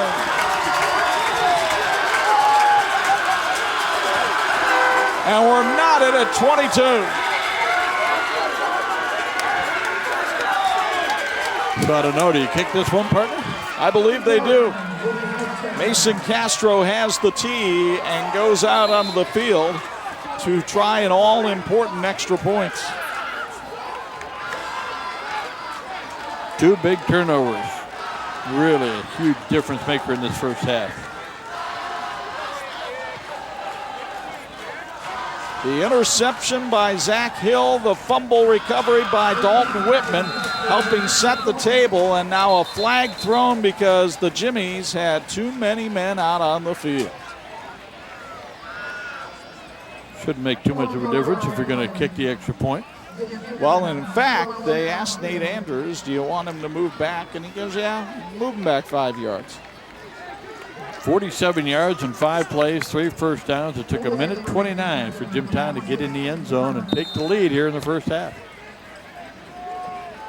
Bo's trying to think of questions now for Mike Campbell here at halftime. So it's Pollock, the long snapper. It's the kick by Castro that is up, and it is good. And Jimtown has rallied from 22 down to take the lead 23-22 with 24 seconds left before halftime. My goodness.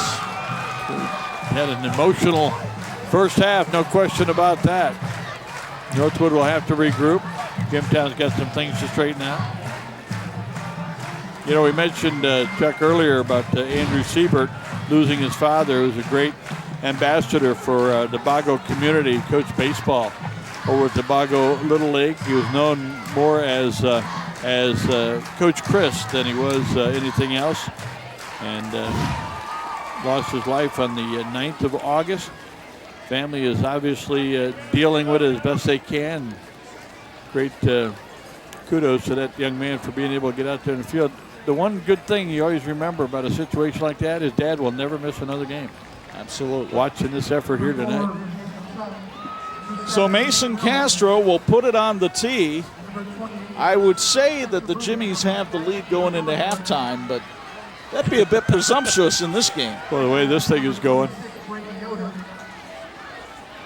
We had a little trouble with the scoreboard at the beginning of the game. Maybe it was because it didn't want to work that hard. Now we understand why. 23-22, Jimtown. And we still have a half to play. We do. Lights are on for a reason. We'll be here a while. Castro puts the foot to it. It'll be short hopped and fumbled, picked up at the 26 and returned to the 28. So Jaden Miller managed to collect it just in time. And we'll see how Northwood decides to spend the last 20 seconds of the first half. Well, as long as number 5's out there in the field, I wouldn't be surprised if they tried to throw that ball down the field, but we'll see. DeAndre Smart has hit on a long one. 77-yard reception earlier in the contest for a touchdown. He's lined up at the bottom of your screen. But they'll play it safe and hand it off to Brayton Yoder. And he runs forward, and that's going to do it for the first half of play here at Jimtown High School, where somehow the Jimmies will take the lead into halftime. Mike Campbell clapping his hands and pumping his fist over on the sideline, and the Jimmy fans come to their feet as their team walks off the field with a 23-22 halftime lead.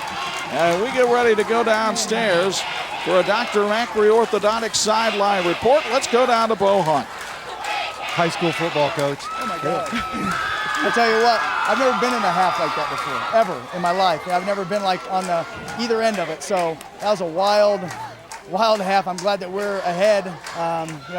I think we came out, and I think Northwood did a great job of just like exploiting us early. I think we were deer in headlights, and now we've settled in the game. It helped with a couple turnovers. So hopefully we can continue. We've been playing more physical. Hopefully we can continue to get some stops, get some turnovers, and our offense is doing a great job moving the ball. Sam is doing it with his legs and his arm, and he's really taking a lot of pressure off of Kenny, who's he's doing all he can there on defense. So hopefully that we can make some second half adjustments and keep it going here. All that emotion in that first half, how do you go in at halftime and how do you adjust for that emotion in the second half? Well, we got to try to keep the players calm. They're going to be pretty excited right now, which I don't blame them. And it's like that catch-22. You want to try to keep them calm, or you want to keep that high they got going. And, we'll have to talk about it here in a second. Thanks, Mike. Back to you guys. Funny he should use the term catch-22. That's exactly what Jimtown did in the first half. They fell behind by 22, and then they caught them. They're up 23-22 at the intermission when we return. The Hooper Lumber and Coal halftime report begins with our TCU Student Athletes of the Week. That's all next as we all come up for air on the 46 Game of the Week. And we welcome you back to Neff Field as we get a chance to honor our Student Athletes of the Week, brought to you by TCU. TCU reminds you to go online at tcunet.com and find out how you can become a member today and take advantage of all the great services at TCU. We got a couple of great representatives, as we always do, of their respective schools. Sam Pollock is with us from Jimtown High School, and Garrett Griffin is with us from Northwood High School. And Garrett, first of all, congratulations on everything you've done off the field and off the mat to earn this honor. You've gotten it done in the classroom. Wait, what? You've gotten it done in the classroom. Yes, I have. Talk about what that takes, the diligence and the time management to get everything done on time. My parents definitely keep me on top of that on the classroom, and my dad's a coach, so he keeps me on top of my sports as well. You knew that going in, didn't you? But talk about your sports. You're involved in wrestling and football. And you had an injury last year in football. You thought it might curtail the wrestling season, but you bounced back and had a great year. Right. We have a great athletic trainer, and he helped me get back on top. And I have coaches in wrestling and track that pushed me and made me want to get back. Talk about what's ahead for you collegiately. What do you want to do? I want to wrestle and run track. And you haven't made a choice yet. You're still a free agent. No, I haven't made my choice yet. What would you like to study? Physical education. Good for you, and maybe be a coach someday? Yes, definitely. That'd be great. Give a shout out to the people in your life that have made a difference. My family, my coaches, my girlfriend, friends, DeAndre Smart, Brayton Yoder, Landon Gessinger, Bronson Yoder, Trey Belinsky. Sounds like the starting lineup today. Congratulations on everything you've done. Good luck in the future. Thank you. All right, Gary Griffin from Northwood High School, and Sam Pollock is with us. And Sam, congratulations on the same thing. I mean, you're getting it done in a classroom, setting a great example, and still involved in 3 different sports, the track and field. You're also involved in basketball and football. What a load. Yeah, it's quite a load, but I definitely got my parents to back me up and a bunch of my friends to push me, keep me going. Got great teachers at Jimtown High School to help me with my homework and stuff. Just great people in my life. You've had some great family members, too. I know you've had some cousins that have been on some of our games of the week and things like that, so great tradition there. What's your favorite sport? I mean, you're excelling in football and basketball and track, but I got a feeling football might be in your future. Yeah, I definitely, football's got a good spot in my heart. It really, for me, depends on the season. Like, I say I like football right now, but then I'll get to basketball season, I'll be like, hey, basketball is my favorite sport, and track the same. So really, it just depends on the season for me. You kind of like to play football at the next level, and you haven't decided either, but you got some thoughts in mind what you want to study? I want to study business, and I'd like to play football at the collegiate level too. Yep. I'll tell you what, you got to come to my eating camp a little bit. We'll get you a couple more pounds, but it's a great opportunity for you. We really want to congratulate you. Give a shout out to the people that matter most in your life. Definitely my mom and dad, just for pushing me to get better grades and in football and stuff. My girlfriend, obviously, she pushing me to be better every day. And my friends, especially Zach Hill and Kenny Kern, we're always hanging out. We do homework together. We play sports together. It's just a great group of people. How about your grandpa? Depends which one. No. The one watching you over there, the great golfer. Yeah, he's pretty good at golf. I actually have gotten a lot closer to him this summer. I've been mowing his grass, so. Oh, that's a good idea. Quite a bit. All right, Sam, congratulations again on your success and best wishes in the future. Thank you. All right, Sam Pollock and Garrett Griffin, our Student Athletes of the Week, brought to you by TCU. TCU reminds you to go online at tcunet.com and find out how you can become a member today. We're back with our halftime stats and highlights in just a moment. You're watching the season opener of the TV46 High School Football Game of the Week. Our halftime report is powered by Hoover Lumber and Coal. High-quality lumber, building products, and farm supplies. 3 generations of Ramers. Our experience adds up. 23-22, Jimtown on top of Northwood. Chuck Freeby and Bob Nagel high atop Net Field. And partner, you've been around a little longer than I have. I've never seen a first half like that. Not to ebb and flow like that, because Jimtown was totally disengaged from what they needed to do, and Northwood was totally dominant. 2 turnovers gets them back in the ball game. They executed very well in that they took advantage of the opportunities, but the numbers and everything pretty even. But I'll tell you one thing, we weren't cheated on the first half. Were some big plays and some big hits. We have basketball games that don't have this much scoring in the first half. Let's take a look at the highlights and show you how it got to be this way. Northwood came out gunning to Landon Gessinger. A couple of touchdown passes in the first quarter and 2 two-point conversions had it 16-0. Then DeAndre Smart gets behind the secondary, goes 75 yards for the score. 22-0 Northwood. And finally, Jimtown gets it going. Kenny Kern up the middle for 6. The 2-pointer made it 22-8. Then a turnover. Zach Hill with the interception, picking off Trey Belinsky. Oh, worked well the first time. Let's give it to Kenny Kern again. He'll take it up the left side this time for 6. The 2-pointer made it 22-16. Northwood's next possession, another turnover. Gessinger puts it on the ground. Dalton Whitman scoops it up. And guess who got the ball to go up the middle again? Mr. Kern's 3rd touchdown of the night. And the extra point this time, a boot by Mason Castro, makes it 23-22, and the numbers about as even as the ones on the scoreboard. When you look at the total yardage, just about dead even, 214 to 213. The turnovers, though, the big number in the first half. Time of possessions, it turned out Jimtown had the ball longer. Both teams passed the ball pretty well. Northwood on 8 out of 13 in the first half, 170 yards. But Jimtown came back in an outstanding first half by Pollock. 9 out of 10, 147 yards. Plus he threw for the 2-point conversion. So just a terrific effort by Jimtown. And I really go back to what Bo Hunt said in our pregame show. Nobody's ever lost to Northwood 4 years in a row. As a matter of fact, in the whole series, neither team has won 4 in a row. So Jimtown got off the mat. I think it's pretty important to a team. Not even Ryan Lochte could make up a story this good. Jimtown up 23-22 at the intermission. We don't know what's coming up in the second half, but we'll find out along with you next on 46.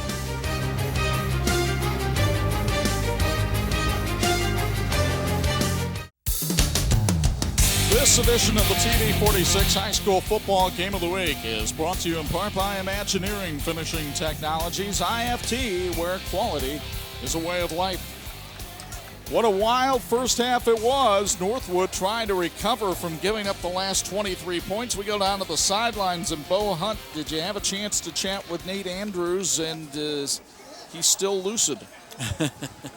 Yeah, I did get a chance to talk to Nate, and, you know, he talked about before the game, he told us, he goes, this is high school football, first game of the week. Anything can happen out here. Some crazy things can happen. We saw it there in the first half, and, you know, I talked to him about the ups and the lows of that first half and how do you make that adjustment in the second half and come to an even kill. And he goes, you know what, we're going to find out a lot about our guys tonight. And we saw that. We saw let everything get away from us in that first half. We had the big lead. Guys let up a little bit. He goes, I talked to him about that. We're going to come out here in the second half and see what they're made of. Guys? I think he's right. They might have let up a little bit, and it's easy to do when you get up 22-0, but you do that against a team like Jimtown, they'll make you pay, and that's exactly what happened. And, of course, as things go when the momentum switches, Jimtown will get the ball to start the second half. So Northwood's going to have to answer that challenge, and Jimtown playing with a lot of confidence, especially in that second quarter. They only allowed Northwood to have the ball for 2 minutes and 44 seconds. Of course, a lot of that had more to do with Northwood giving it up. And the Jim's got to feel pretty good. They're in a 22-0 hole. Huge crowd on hand, as you might expect. Indiana known for its basketball, but certainly in this part of the state, they love their football. And everybody's been salivating for high school football to get underway. And, boy, their appetite should be satiated by the time this one is done. We want to remind folks our third quarter tonight is brought to us by our friends at Wakarusa Ag. You can check them out at wakarusaag.com. And as Northwood gets ready to kick things off, the kickoff is sponsored by Best Chevrolet Buick. They offer a relaxed, laid-back atmosphere. Ask for Brent Bennett. Yeah, we want to give a shout-out to a guy we know is watching the broadcast tonight. He's got himself invested in these two communities for a long time, Dr. Robert Abel. Doc Abel, we hope you're feeling good. We hope you're enjoying the ball game, and thanks for all you've done for so many years to support high school sports in Northwood and Jimtown. And, you know, he used to brag. He says, I think I birthed most of these players. Now, that was 25 years ago, so he might not have birthed these kids that are playing tonight, but Grandma and Grandpa were in the good hands of Doc Abel back in the day. And we want to thank Cook's Pizza. They fed our crew tonight. These teams are rivals on the field, but when it comes to pizza, Panther and Jimmy fans agree. Cook Brothers make a mean pizza. Cook's Pizza in Jimtown, Cook's Pizza in Wakarusa. Feed your whole family. Fed our crew tonight. We appreciate it very much. We're ready to go to second half. Third quarter getting underway. Here's Chuck Freeby to call what I promise will be just as entertaining as the first half. It is a political year. We hear promises like that. Kyle Luster will start things off here for half number 2. And the Northwood sophomore on the approach puts the boot to it. A high spinning kick fielded by Kern. And Kenny Kern works his way up the field and gets up to about the 32-yard line, it appears. And that's where it'll be 1st and 10 for Jimtown. Sam Pollock had himself quite the first half, didn't he? Really did, Chuck. And again, 9 out of 10, but he didn't make the mistakes. He didn't throw into coverage. He ran the ball. Did a nice job. He ran for 29 yards in that first half on 6 carries. So he's an effective runner. You have to respect that. And that gives him more time to throw the football. The 9 out of 10 will not hurt the numbers. He already owns the best completion percentage in Jimtown history.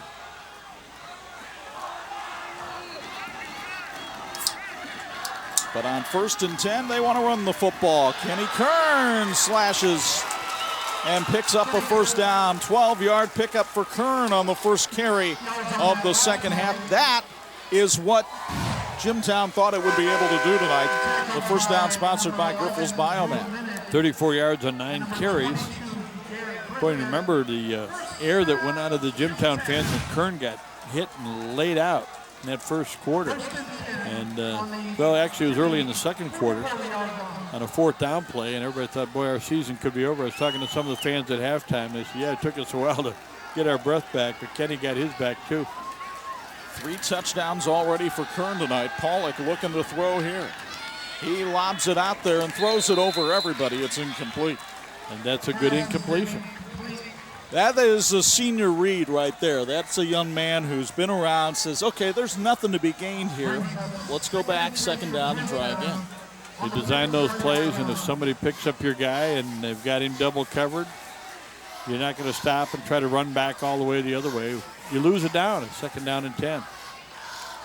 Pollock came onto the scene as a sophomore. He threw for 294 yards in a Jimtown loss at New Prairie. And that's when people first started to become aware of Slingin' Sammy. Now here's Kenny Kern off the right side. Kern gets the lumber laid to him pretty well that time as Jacob Chupp, the 5'5 linebacker, comes over. A couple of wrestlers colliding on that play. Gain of about 5 yards in the play. Bring up a big third down here early in the second half. Kenny Kern, not exactly the most imposing figure you'll ever see. 5'11", 175 pounds, and probably 10 of that is hair. But or his bandana. Yeah, but I'll tell you what, there's few competitors as tough as he is. I think I'm going to wear my Bahamas bandana tonight. Pollock off the left side, great fake, first down. Bronson Yoder with the tackle, but not before Pollock moves the chain, sponsored by Grifols Biomat, who appreciate donors' time and the effort you donate. On average, you can earn up to $200 a month donating plasma used to help make life-changing medicines. Well, every time you fake to a running back like Kern, you have to respect it. Pollock took advantage of that. Northwood Panthers on the mat. Got to figure out how to get a stop here. Get that ball back. All the way up to the Northwood 43-yard line. Kern off the left shoulder of Pollock takes the handoff and bowls his way forward for 3. Where Kern is very strong is down in the legs, and he was able to drag Drew Minnick for an extra yard that time. Pierce Electric is a proud sponsor of high school athletics. Good luck to Braden Brubaker and Dalton Whitman and the rest of the Jimmies in this 2016 season.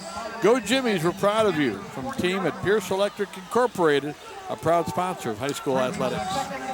Northwood at one time had a 22-0 lead in this game. It is now 23-22 Jimtown, and they're driving again at 2nd and 7.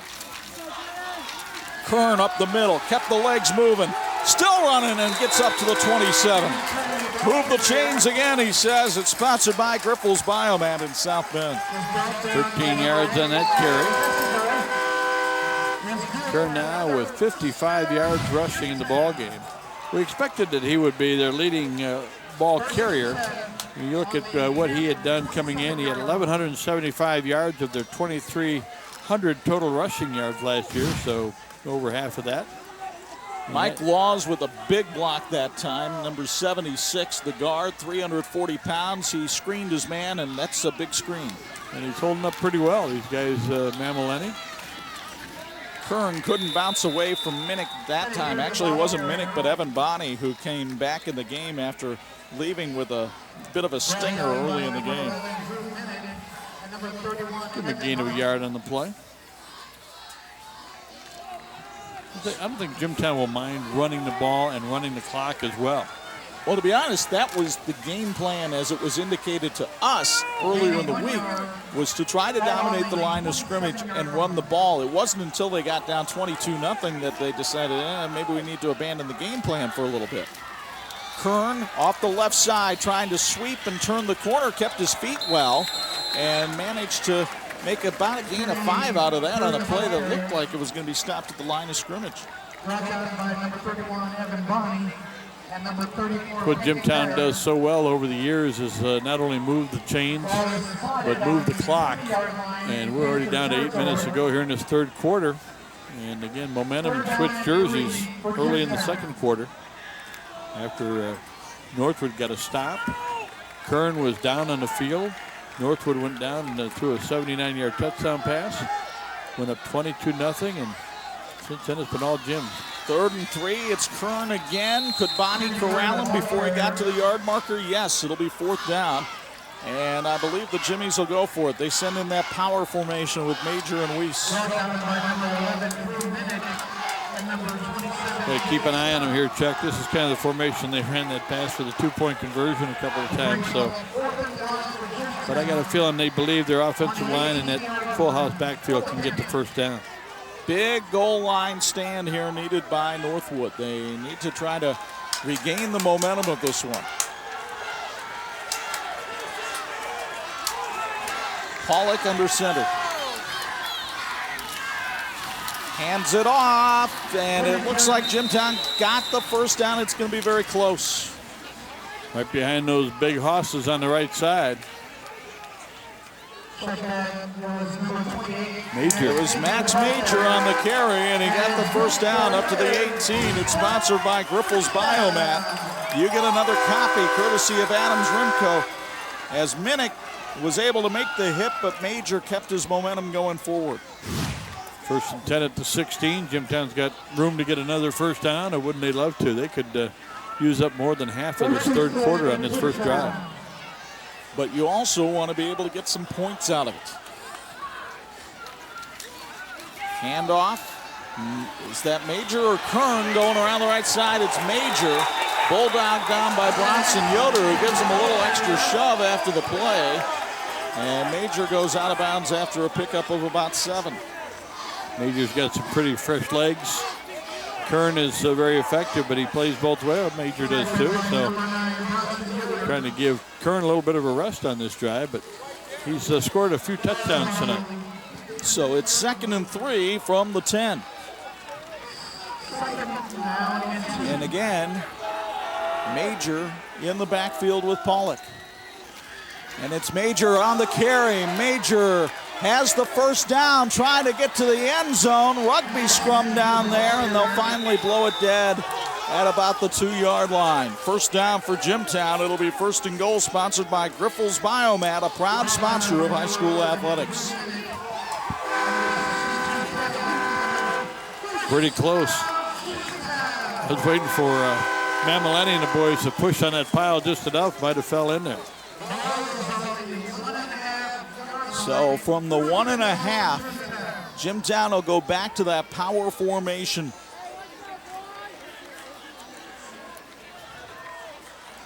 That was the 16th carry of the night for Kern, 71 yards. Time running down on the play clock, and the Jimmies had to burn a timeout. It's sponsored by Pierce Electric with 5:39 to go in the third quarter, and Jimtown up 23-22. Another good-looking upperclassman decision right there. You can't come away with this possession without any points. Folks, Wakarusa Ag is a family-owned company built on quality products, parts, and service. They started selling Penta mixers in 2001 and have become the leader in mixer sales in the tri-state area. They provide unmatched service at an affordable rate. Check them out on the website at wakarusaag.com. Our college football coverage on TV46 begins on a Friday night, September 2nd. We've got Ball State football for you as they play the season opener down at the Georgia Dome against Georgia State. And you can see it live Friday night at 7 on September 2nd, the first of 25 college football games we have for you this season on your home for more sports more often, TV46. Sounds like it. I love that decision. Again, you talk about mature and having a leader out there. And Pollock just looked around and said, look, 4 seconds, I'm not gonna run a bad play. 1st and goal from the 1. Kern, 4th touchdown of the night for Kenny Kern.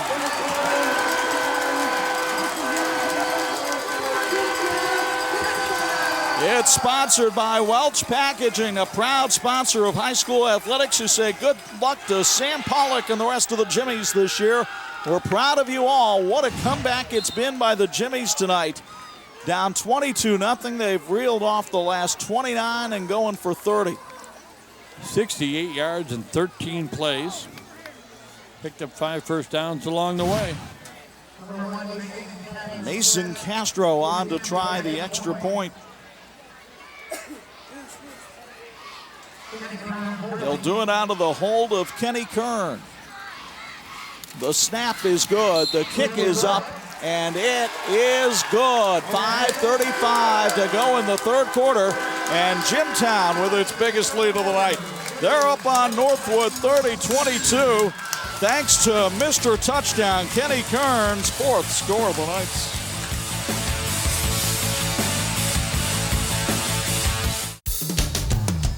This edition of the TV46 High School Football Game of the Week is brought to you in part by the IHSAA. They partnered with TV46 for 26 years. Super organization doing a great job. They're the ones that instituted the changes in the 40-second shot clock. Now, it's a 3-year experiment. You know, if it's not working out, they're going to make some changes. But you just saw a guy run by Coach Campbell with a bright orange shirt. That's the ball boy. They've got to have a bright, distinctive colored shirt on. And there's a lot of people involved in running these games as far as guys on the sidelines, running the shot clocks and everything else. But they're trying to design the game to be a little bit quicker and, of course, safer for everybody involved. So kudos to the IHSAA. It's bad enough coaches have to rely on coaching 15 to 18-year-olds. Now you got to rely on a 12-year-old ball boy to be in position. Kids were excited. There's Mason Castro's kickoff. It'll be taken down at the 15-yard line by Yoder. Yoder with some room to run.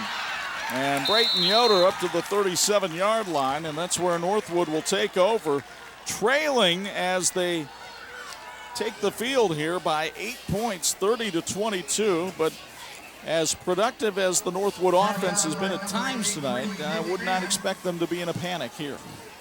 With 41 years of combined experience, you know you can trust Cornerstone Automotive with your family's vehicles. Josh McCoy and the friendly Cornerstone staff can handle it all. Cornerstone Automotive between Napanee and Plymouth on US 6. Trey Belinsky at quarterback will hand off to Bronson Yoder, and Yoder keeps a firm handle on that football as he plows forward for 8 yards before Kenny Kern comes in with the tackle. Bronson Yoder, a year ago, had 70 touches on the season, 34 as a running back, 26 as a receiver, and he threw 10 passes. Terrific, terrific athlete. And that was with a Northwood team that had a lot of weapons. He's got 28 yards rushing tonight. And he gets a couple more here to get a first down, sponsored by Topping Dental Group, as Bronson Yoder is able to spin forward and pick up 3 on a play that looked like disaster was looming. MSC Industrial Supply is a proud supporter of high school athletics. We wish all of our athletes and teams good luck in the 2016-2017 school year. MSC Industrial Supply, a proud sponsor of all high school athletics. 1st and 10 from its own 48 for Northwood. And it's Bronson Yoder flanking Trey Belinsky on his right. Belinsky throws in the flat, finds DeAndre Smart. Smart tried to put a move on Mason Castro, gets taken out of bounds, and that's a pickup of about 8 yards on the play. It'll be 2nd and 2. Here's another copy, courtesy of Adams Remke. I think, partner, that was 13 yards on the completion. They're going to move the chains or not? Nope, you're right. And correction, it was Zach Hill, not Mason Castro, who was able to take Smart out of bounds.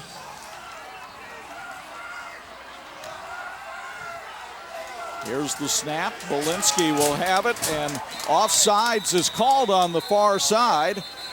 Or in the stands. Well, it was called in the stands long before it was called on the far side, but you can't call offsides until the ball is snapped. Good point, partner. And that's just the 3rd penalty that's been whistled tonight. Offsides, whistled against Northwood. It's a 5-yard walk-off, not a major penalty, but if you have a major issue in your life, contact Sweeney Julian. A legal matter could mean much more. Give them a call at 247-1234 or reach them online at theverdict.com. I do suggest that they might want to invest in decaf in the concession stands here. 2nd penalty of the night against Northwood, total of 20 yards. Looking at a 2nd down, and we'll call it 6. As we go marching towards the 4-minute mark left in the 3rd quarter of this one.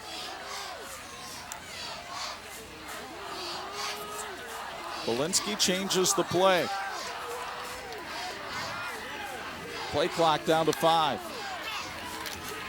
Chupp on the carry, slamming off the right side. Jacob Chupp able to pick up about 3 yards on the play. And that'll set up a 3rd down in middle distance. Looks like about 4 here for the Panthers. Chupp's 2nd carry of the night. Monteith's Best One Tire and Auto Care will beat any competitor's tire quote. Plus, you'll receive a free alignment check. Monteith, where the best cost less. Northwood picking up the tempo of the offense a little bit. Flag thrown as Belinsky puts the ball out in the flat, and boy, did Bronson Yoder get hit, and here comes another flag. So we'll see what all these flags are about. Sean Jenkins, the referee, consults with the rest of his crew.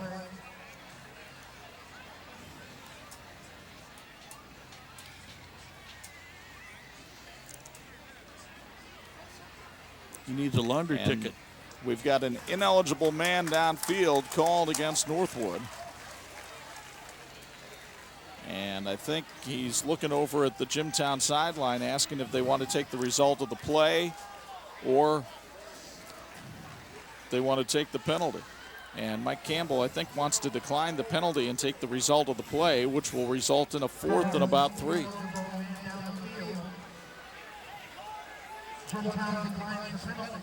Reminder, next week, we're at Rice Field, Elkhart Central and Goshen. Last report we had, the Blazers were trying to maintain the Mangy Lion up 17-7 on city rival Elkhart Memorial. But for the here and now, Northwood trying to convert a 4th and 3.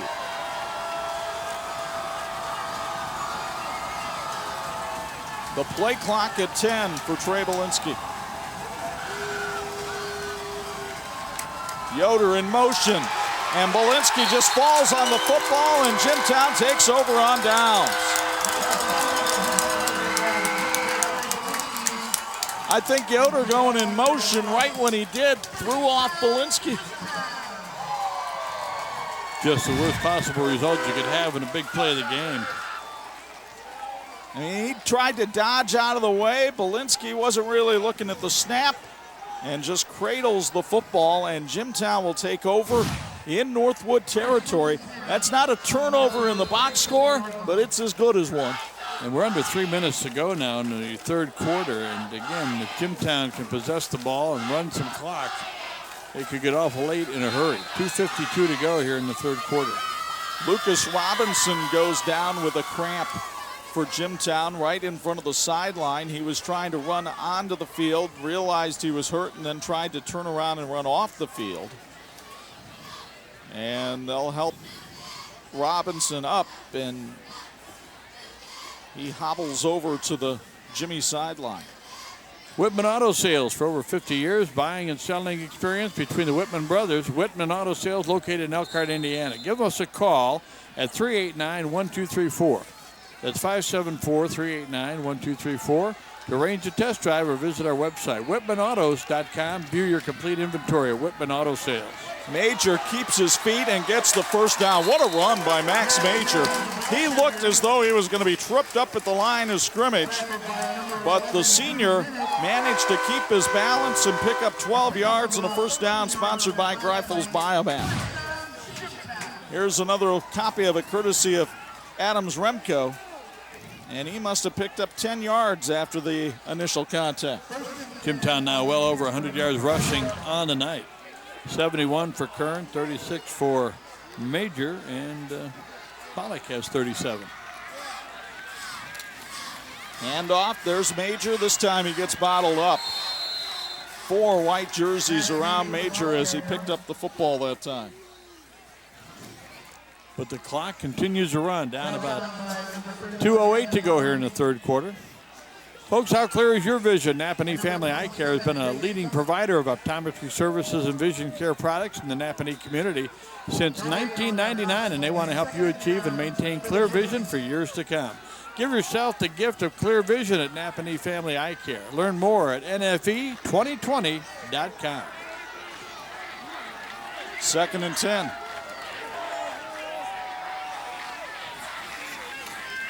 Pollock looks to throw. Out in the flat, there's Major. And Major taken down after a pickup of about 3 that time as he gets hauled down from behind. Good pursuit that time by the Northwood defense. Gain of about 4 yards on the play, but good execution. Again, throwing that wheel route is tough. because you got to get it to your guy in time to catch it and head upfield, and Major was able to do that. Good contact there by Northwood. Will Engel, a 5'4" junior, managed to run over and make the stop. Big 3rd and 7 here for the Panther defense. They have not been able to get stops.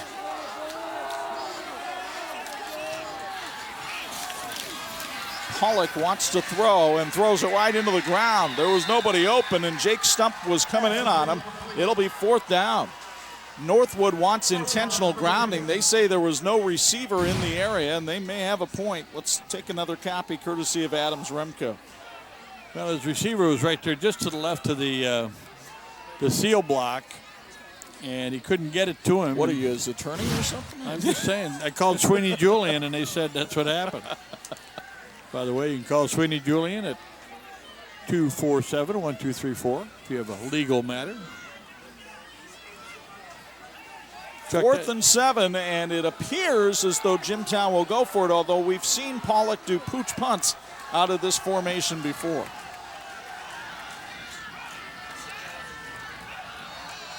Northwood jumping around on defense, and Pollock wants to take a timeout. That's the second one used by the Jimmies, and it's sponsored by Pierce Electric.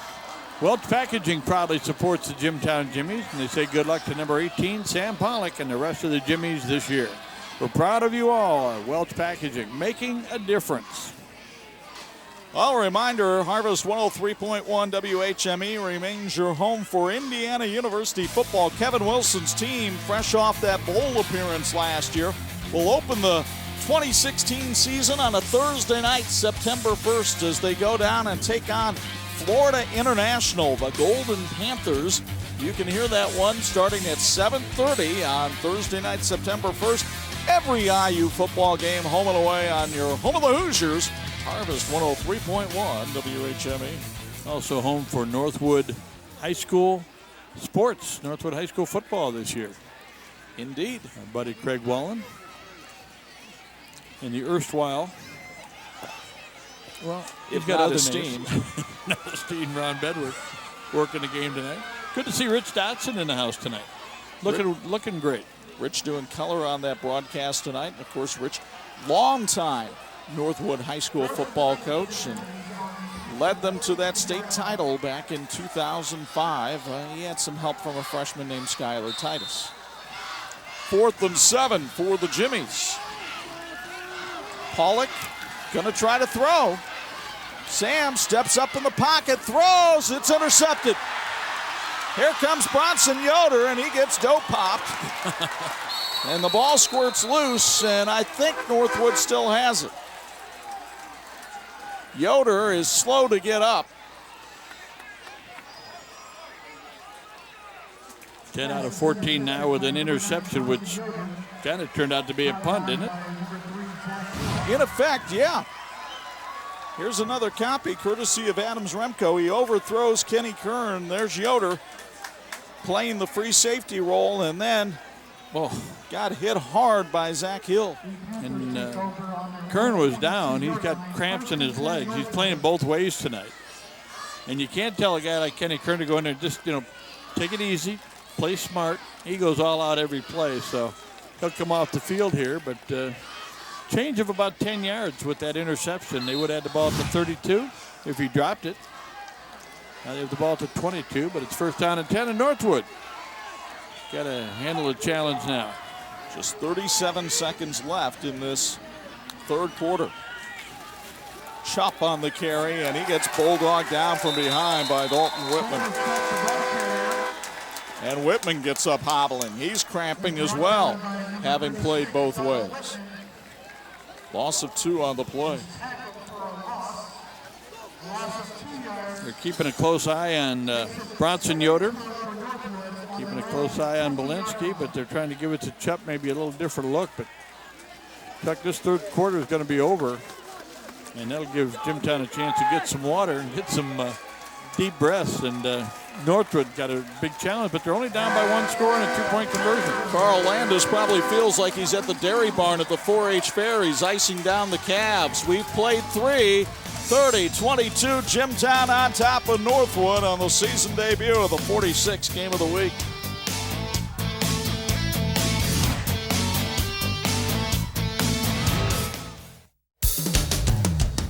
This edition of the 46th Game of the Week brought to you in part by the Jordan Automotive Group. The Jordan Way, the only way to buy a car. Beach night here at Bongo Township, Jimtown High School, but it has not been a day at the beach for either one of these teams, nor for our sideline reporter, Bo Hunt, JV Macri, orthodontic sideline reporter. You're not cramping up yet, are you? Not quite yet, but if I do walk down about halfway, I might get a cramp. It is very humid out here tonight. We talked about it, very first game of the year. The conditioning, no matter how much conditioning you do, you can never be prepared for that first game. Jimtown with 5 guys going both ways. Northwood's guys having to come in as well because guys are cramping up. The guys out there really giving it all. I think that's one of the biggest things. And there's so much emotion in this first game too, and especially in this game. From the first half to the second half, some of the different emotions that have gone on. I think Jimtown has really captured that essence in this game and really has taken off from it. And I think that's one of the biggest things here in the second half with the Jimmies. All right, my friend. Stay as cool as you can down there. Our fourth quarter brought to us by Wakarusa Ag, quality products, parts, and service. Northwood looking at a 2nd and 12 from its own 20 as we start quarter number 4. The Jimmies on top, 30-22. Play action for Trey Belinsky. He's going deep. Yoder spinning, and he held on for the catch. What a grab by Bronson Yoder down at the 42, a 38-yard catch by the Northwood receiver. Well thrown ball. Great catch. And he did hang on to it. It's a first down sponsored by the Topping Dental Group.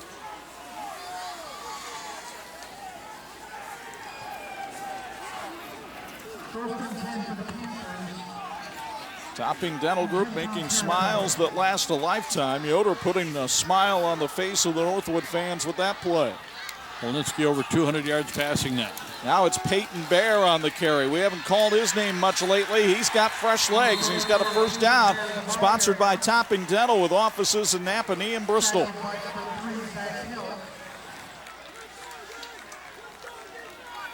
Up to the 33-yard line. They'll move the chains again.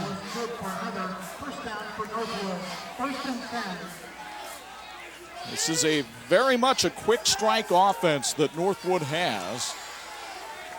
And they really revved it up the last half of the 2015 season and showed their explosiveness in the first half.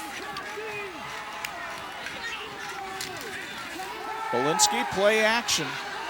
Going down the field, thrown into double coverage. Gillespie with the interception. Savon Gillespie brings it down at the 12.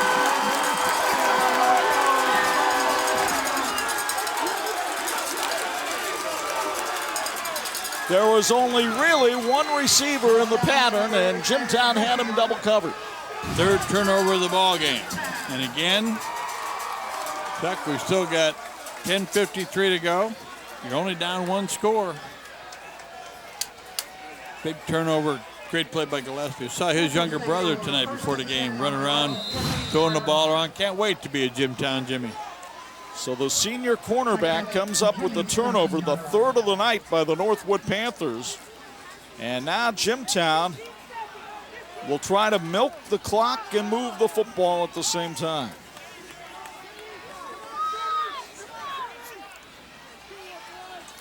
High snap, Pollock brings it down, gives it to Max Major. That will help milk the clock as he moves it for a first down. It's sponsored by Griffles Biomat in South Bend. And Major has been a nice alternative to the ailing Kenny Kern tonight.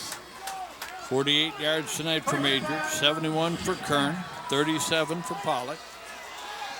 Again, they haven't used anybody else. I know they have some good young backs, but again, you could ask these guys and say, this isn't a conference game. It does matter in the playoffs. All kinds of confusion right now on the Jimtown sideline, though, as to who should be in for this play.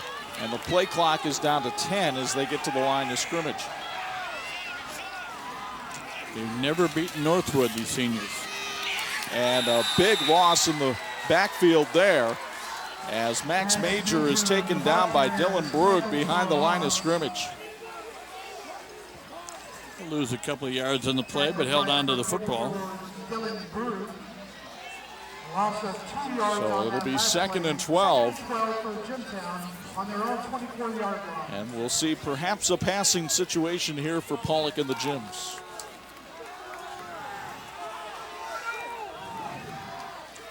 Well, you have the lead.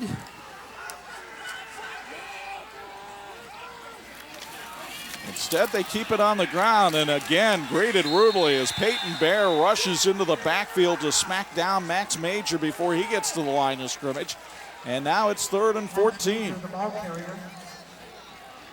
But that used up another minute off the clock.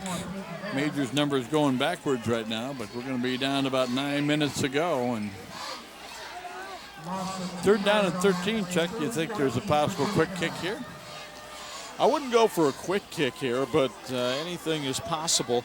I would think they'd have enough confidence in the arm of Sam Pollock that they think they can pick up the 1st down. There have been some gaps open about 15 yards downfield. Let's see what they do. Instead, they put it into Sam Pollock's legs. And Pollock gets greeted rather rudely along the sidelines by Yoder and Smart. And it will be 4th down and a punting situation for the Jimmies. Which, of course, means that Pollock's going to be back in punt formation.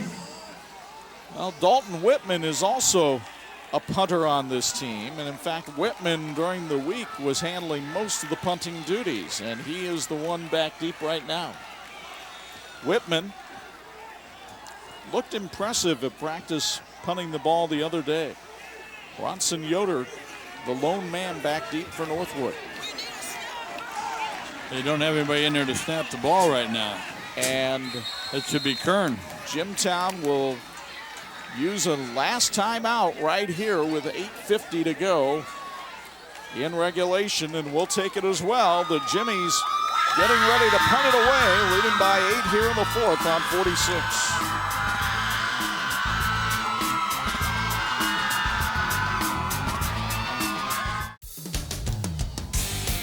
Well, Jimtown opted, rather than burning its last time out, they took a delay of game there. So it'll be a 5-yard penalty against the Jimmies. Whitman to punt. There's the snap by Kern and a line drive kick to Bronson Yoder, who makes the catch at his 38. Look out. Oh. Ball pops loose. Jimtown has it. Dakota Pratt on the recovery. 4th turnover of the night for Northwood. What a hit.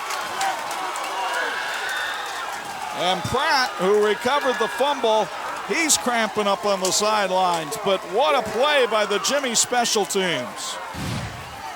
You get another copy courtesy of Adams Remco. Big hit made right there. And I believe it was Nick Weiss who made the hit. 52 on the hit. Well, I'm looking, I see 38. Yeah, 52 came in late. They both had it. Boy, Nick Weiss put a pop on him, didn't he?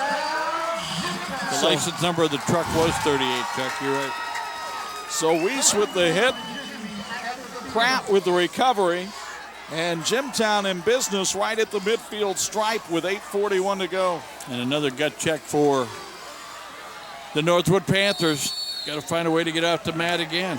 And another delay of game called against Jimtown. Yoder Stutzman Plumbing, Heating, and Air Conditioning has been serving Napanee and the surrounding area since 1969. They're committed to what they do, and they enjoy serving the public for their plumbing, heating, and air conditioning needs.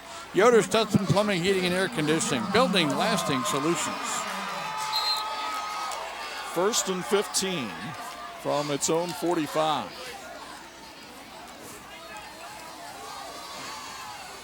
Heroes aplenty in this one for Jimtown tonight. One of them carrying the football now, that's Major. And he keeps battling, picking up 3 yards. It'll be 2nd and 12. Sam Pollock over to talk to the offensive coordinator, Corey Benzer, along the sidelines.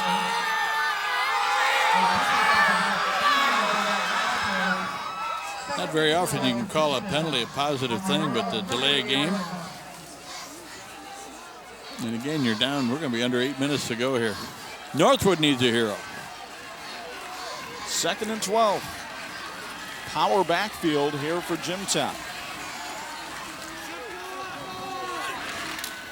And they'll keep it on the ground with Mason Castro. He got tripped up, and Castro goes down just past the midfield stripe. Castro carried the ball 9 times last season, but the problem for Mason, he's only 150 pounds and kind of light and a little easier to bring down than perhaps a Kern or a Major. Bennington Marine, the world's largest pontoon builder right here in Elkhart. Bennington is the industry leader in pontoon design, style, and comfort. Visit Bennington Marine online for more information on all luxurious models. See what sets Bennington apart. Bennington Marine, a proud sponsor of high school athletics.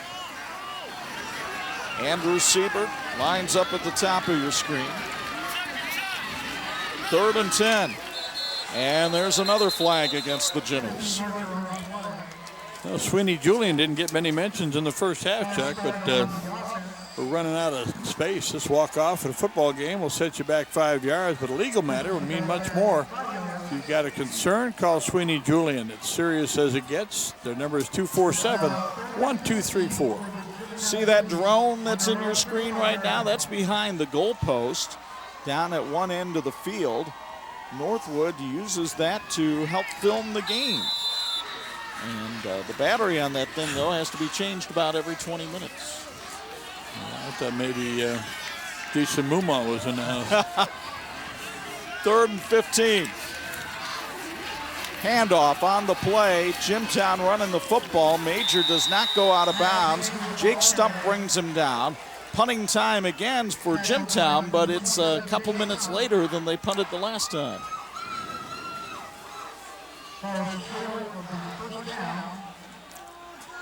Whitman will try to get a little more hang time this time, I would gather.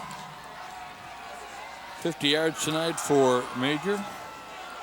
71 for Kern, but he hadn't carried the ball lately. Bronson Yoder back deep, hoping to atone for that last fumble. Low snap. Whitman, another line drive kick that Yoder gets on the run. Yoder breaks one tackle, then knocked out of bounds, and a flag comes in from way behind the play. So we'll have to see what this marker is about. It was thrown well behind the action at about the 40-yard line. Well, they'll look it over, they'll talk it over. While they do that, we'll tell you that Right Choice Foods in Napanee has been in business for over 25 years, and there's a reason for that. Stop in this week and get lunchbox items and after-school snacks and get them for less. At Right Choice Foods. Right Choice Foods is the right choice. So a block in the back called against Northwood will cost the Panthers a few yards here. 10 to be precise.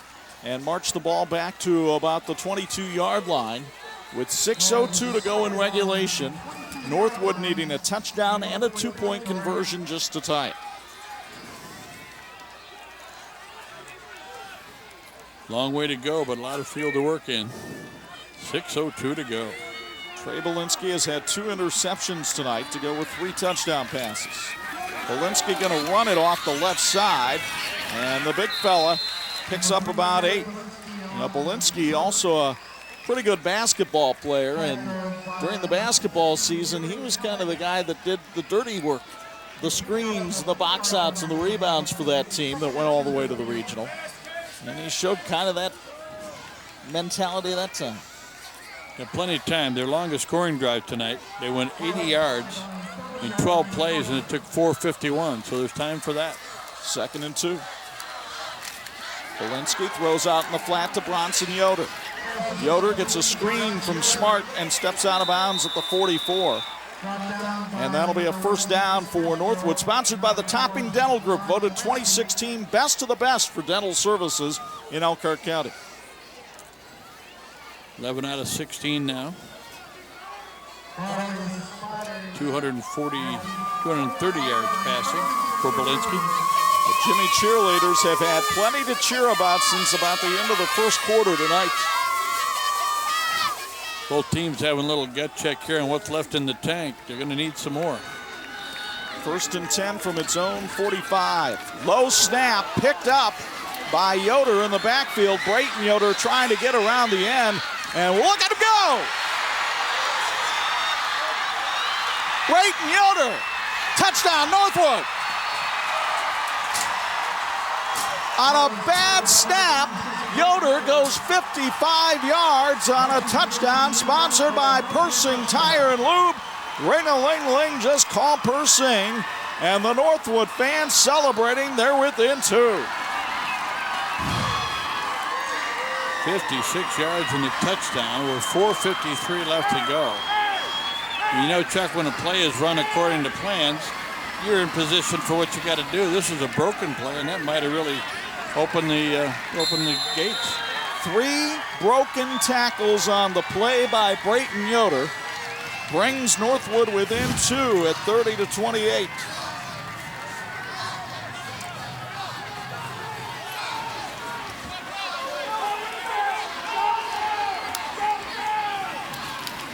They fake to Bear. It's a reverse to Bronson Yoder. He'll throw to the end zone for 2. DeAndre Smart. And we're tied at 30. Wow. You weren't planning on going to bed, were you? What a start to our season. You picked another dog, partner. 30-30 with 4:53 to go. I know we just finished the Summer 46 Sports Classic Series, but I believe come Memorial Day weekend, we may be watching this one. I think we might at that.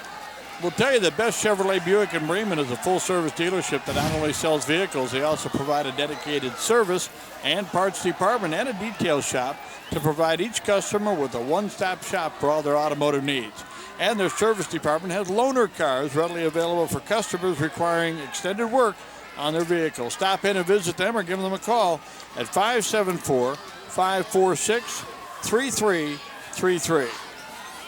So 30-30 with 4:53 to play in regulation.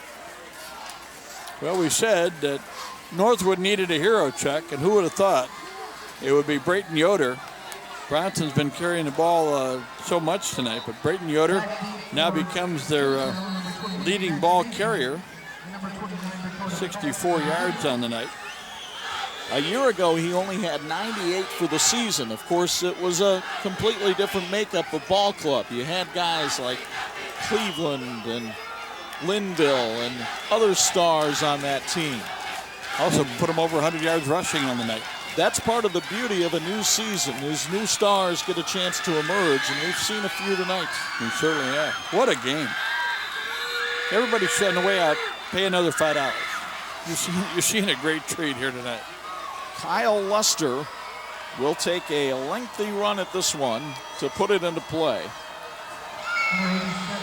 They've been pooching their kickoffs tonight, Chuck, so we'll see if they try to maybe send it a little bit deeper.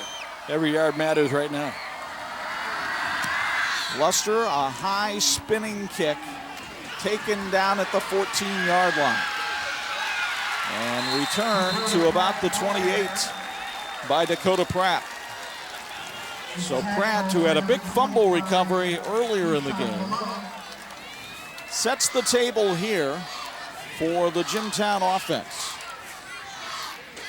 Imagineering Finishing Technologies continues to be the industry knowledge source for metal finishing solutions. The team at IFT is proud of their efforts, setting the standard for research and development. IFT and the teams in this game, boy, no question about this, working toward the same goal. That's a great finish, and we're going to have one. By the way, that kickoff sponsored by Best Chevrolet Buick. Give them a call, 546-3333, and ask for Derek Nick. A lot of pressure on Goshen and Elkhart Central for next week's game. Can they top this one? Wow. Pollock pitches out behind Major, ball loose. Northwood has it. Jacob Chupp on the recovery. For the most of the night, Northwood had giveth, and now they taketh away. Wow. Turnover on the Jims. Turnabout is fair play. Northwood stepping up. It should be noted that one of the strengths of Jimtown's team last year was bouncing back from turnovers. Their defense only gave up 23 points from turnovers last year. We shall see if they have that kind of resiliency again here in 2016 as Belinsky lines up the Panthers. Got a little quiet on this Jimtown side. Belinsky with the carry off the right side, bounces off Dalton Whitman, but there's a bunch of other Jimmies there to help make the hit. Pretty safe to carry that time for about 3 yards, but Chuck, I don't know if you start thinking about who could kick a field goal in this situation.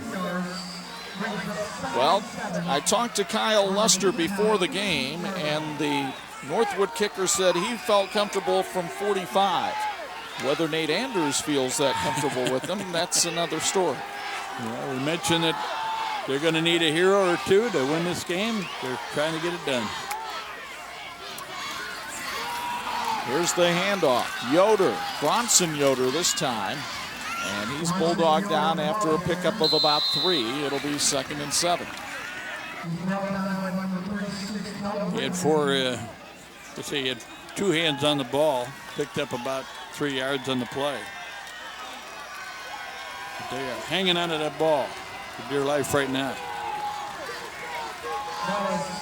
Wawasee and Knox have already joined the winner's circle tonight. We'll see if Northwood can do the same. They're looking at a 3rd down here from the 18. Belinsky in the flat overthrew Bronson Yoder that time. Sets up a 35-yard field goal attempt, perhaps. We'd be right in that neighborhood.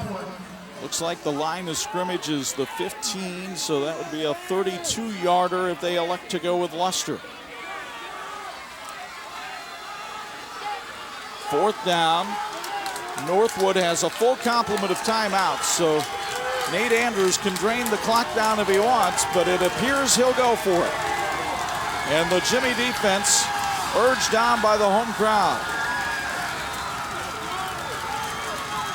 Timeout will be taken by Northwood.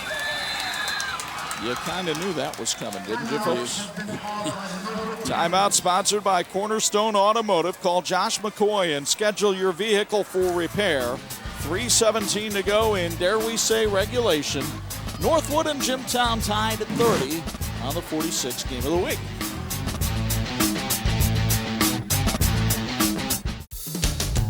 This edition of the TV46 High School Football Game of the Week is brought to you by the Indiana Criminal Justice Institute, who say, whoa, don't text and drive. 30-30, Northwood and Jimtown all knotted up here in the 4th quarter. 3:17 to go. 4th and 5 awaiting Jimtown. The ball awaiting Northwood. The ball at the Jimtown 15. That's Willie Will, the offensive coordinator for the Northwood Panthers, talking things over with the offense, and it would appear as though they're going to go for it. Well, again, you can't lose.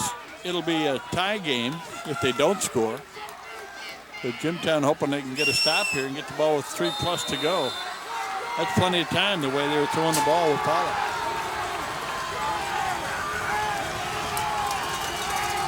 You hear the crowd down below.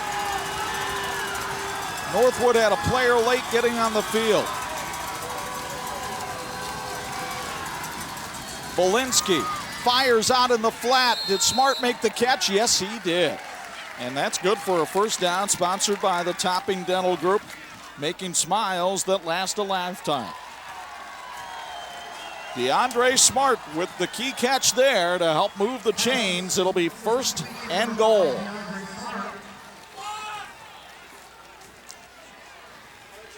Going to mark the ball down at about the 7-yard line.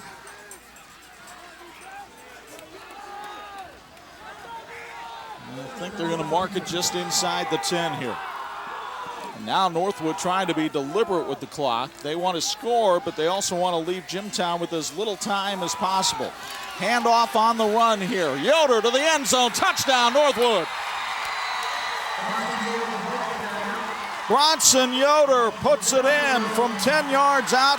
The touchdown sponsored by Persing Tire and Lube, helping to keep you and your family safe while driving.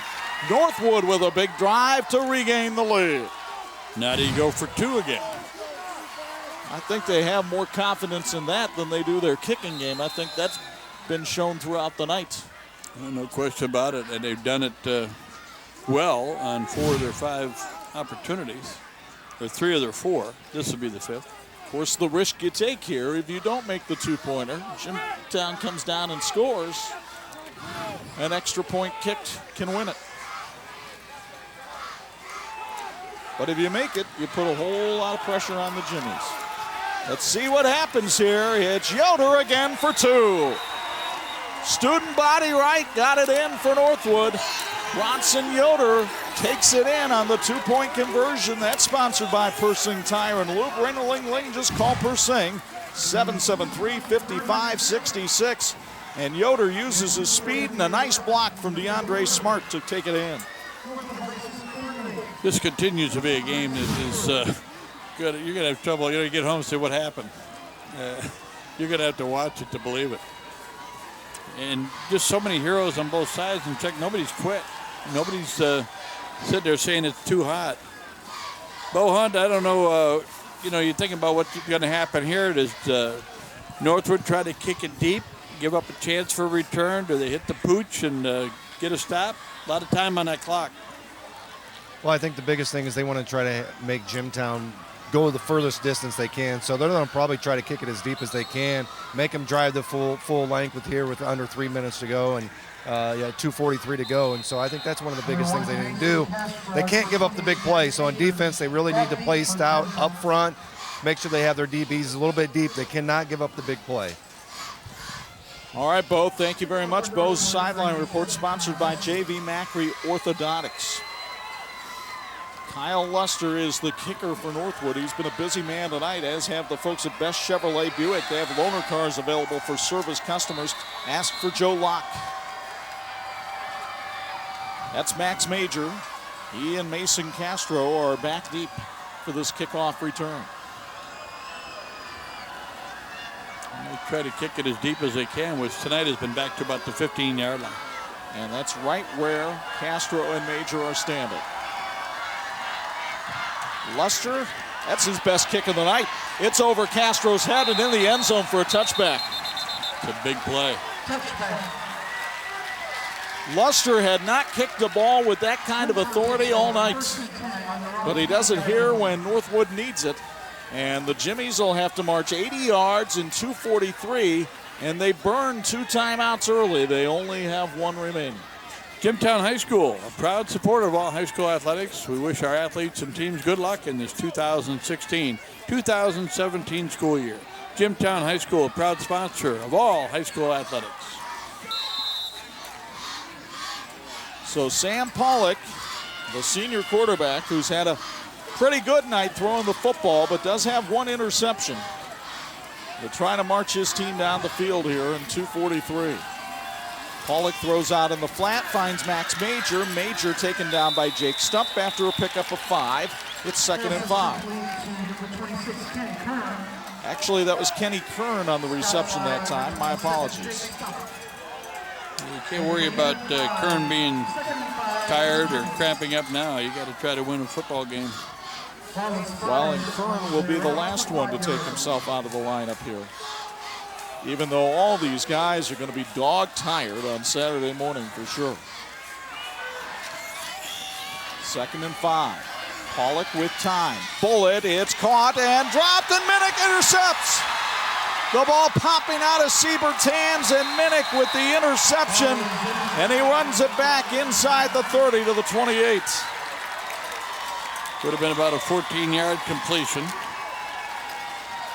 2nd turnover in a row for Jimtown, and give credit to Minnick.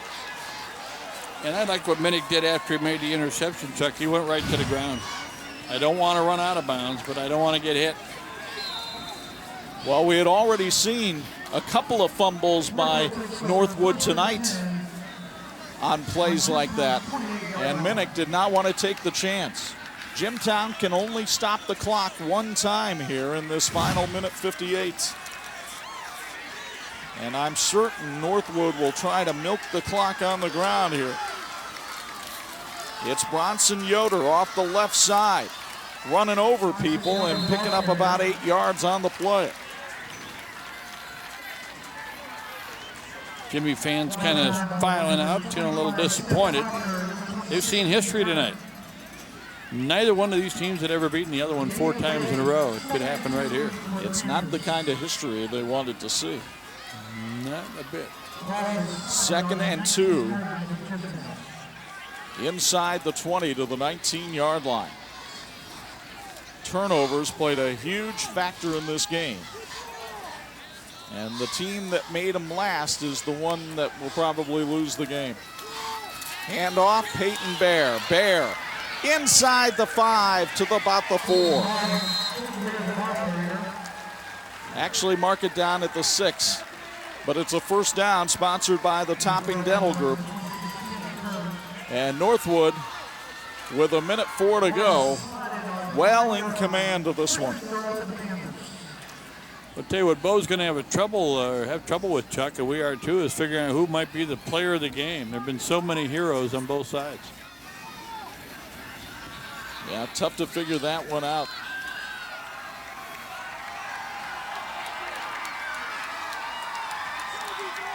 First and goal, they'll mark it down at the 7. The handoff to Chupp off the left side for the end zone, touchdown Northwood. And that'll do it. Jacob Chupp's first touchdown run of the night. Sponsored by Persing Tire and Lube, keeping you safe in your everyday driving, and they'll wave that Panther flag on the far sideline. Northwood will make it 4 straight over Jimtown.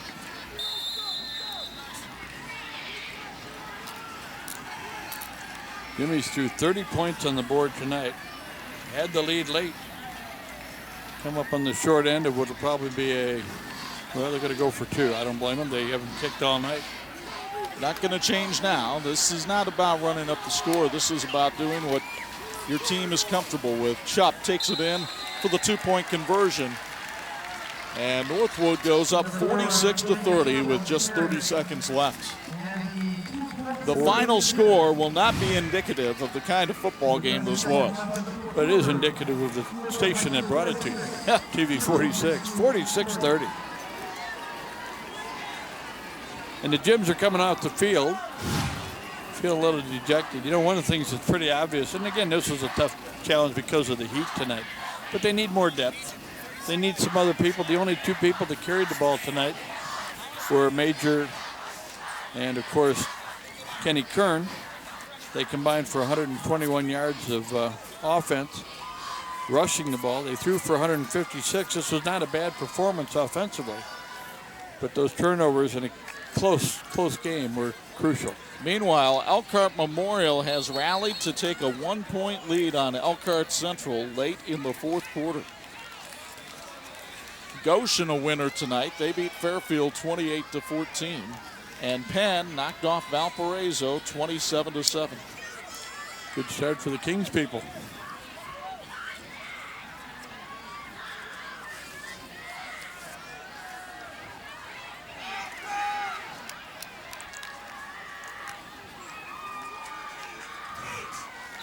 So Kyle Luster will do the kicking. It's sponsored by Best Chevrolet Buick, making your experience easy and pleasant. Ask for Chuck Nick. And the ball falls off the tee, so everybody will have to reset. It's the only thing that hadn't happened tonight so far. We have seen a dandy. What a start to our season.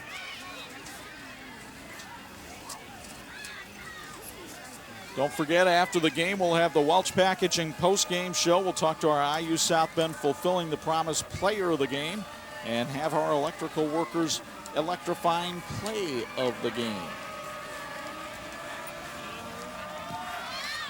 High spinning kick. It'll go all the way downfield. And Jimtown able to return it to the 23-yard line as Mason Castro does the honors there. There will be practice on Monday for both teams. Obviously, there's going to be a focus for both teams on taking care of the football. But no question about the important things, and that's the character, the blood and guts, and willingness to hit and play hard. Both teams did that here tonight. Also tonight, Concord picks up a win over South Bend St. Joe, 43-18.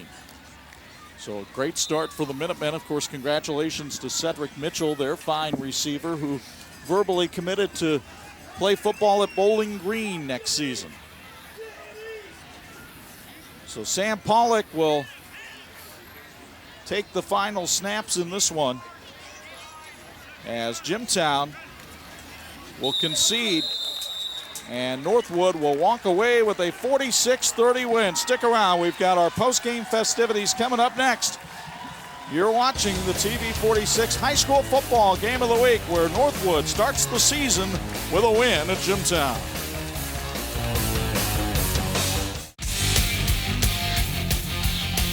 This TV46 Game of the Week has been brought to you by the following.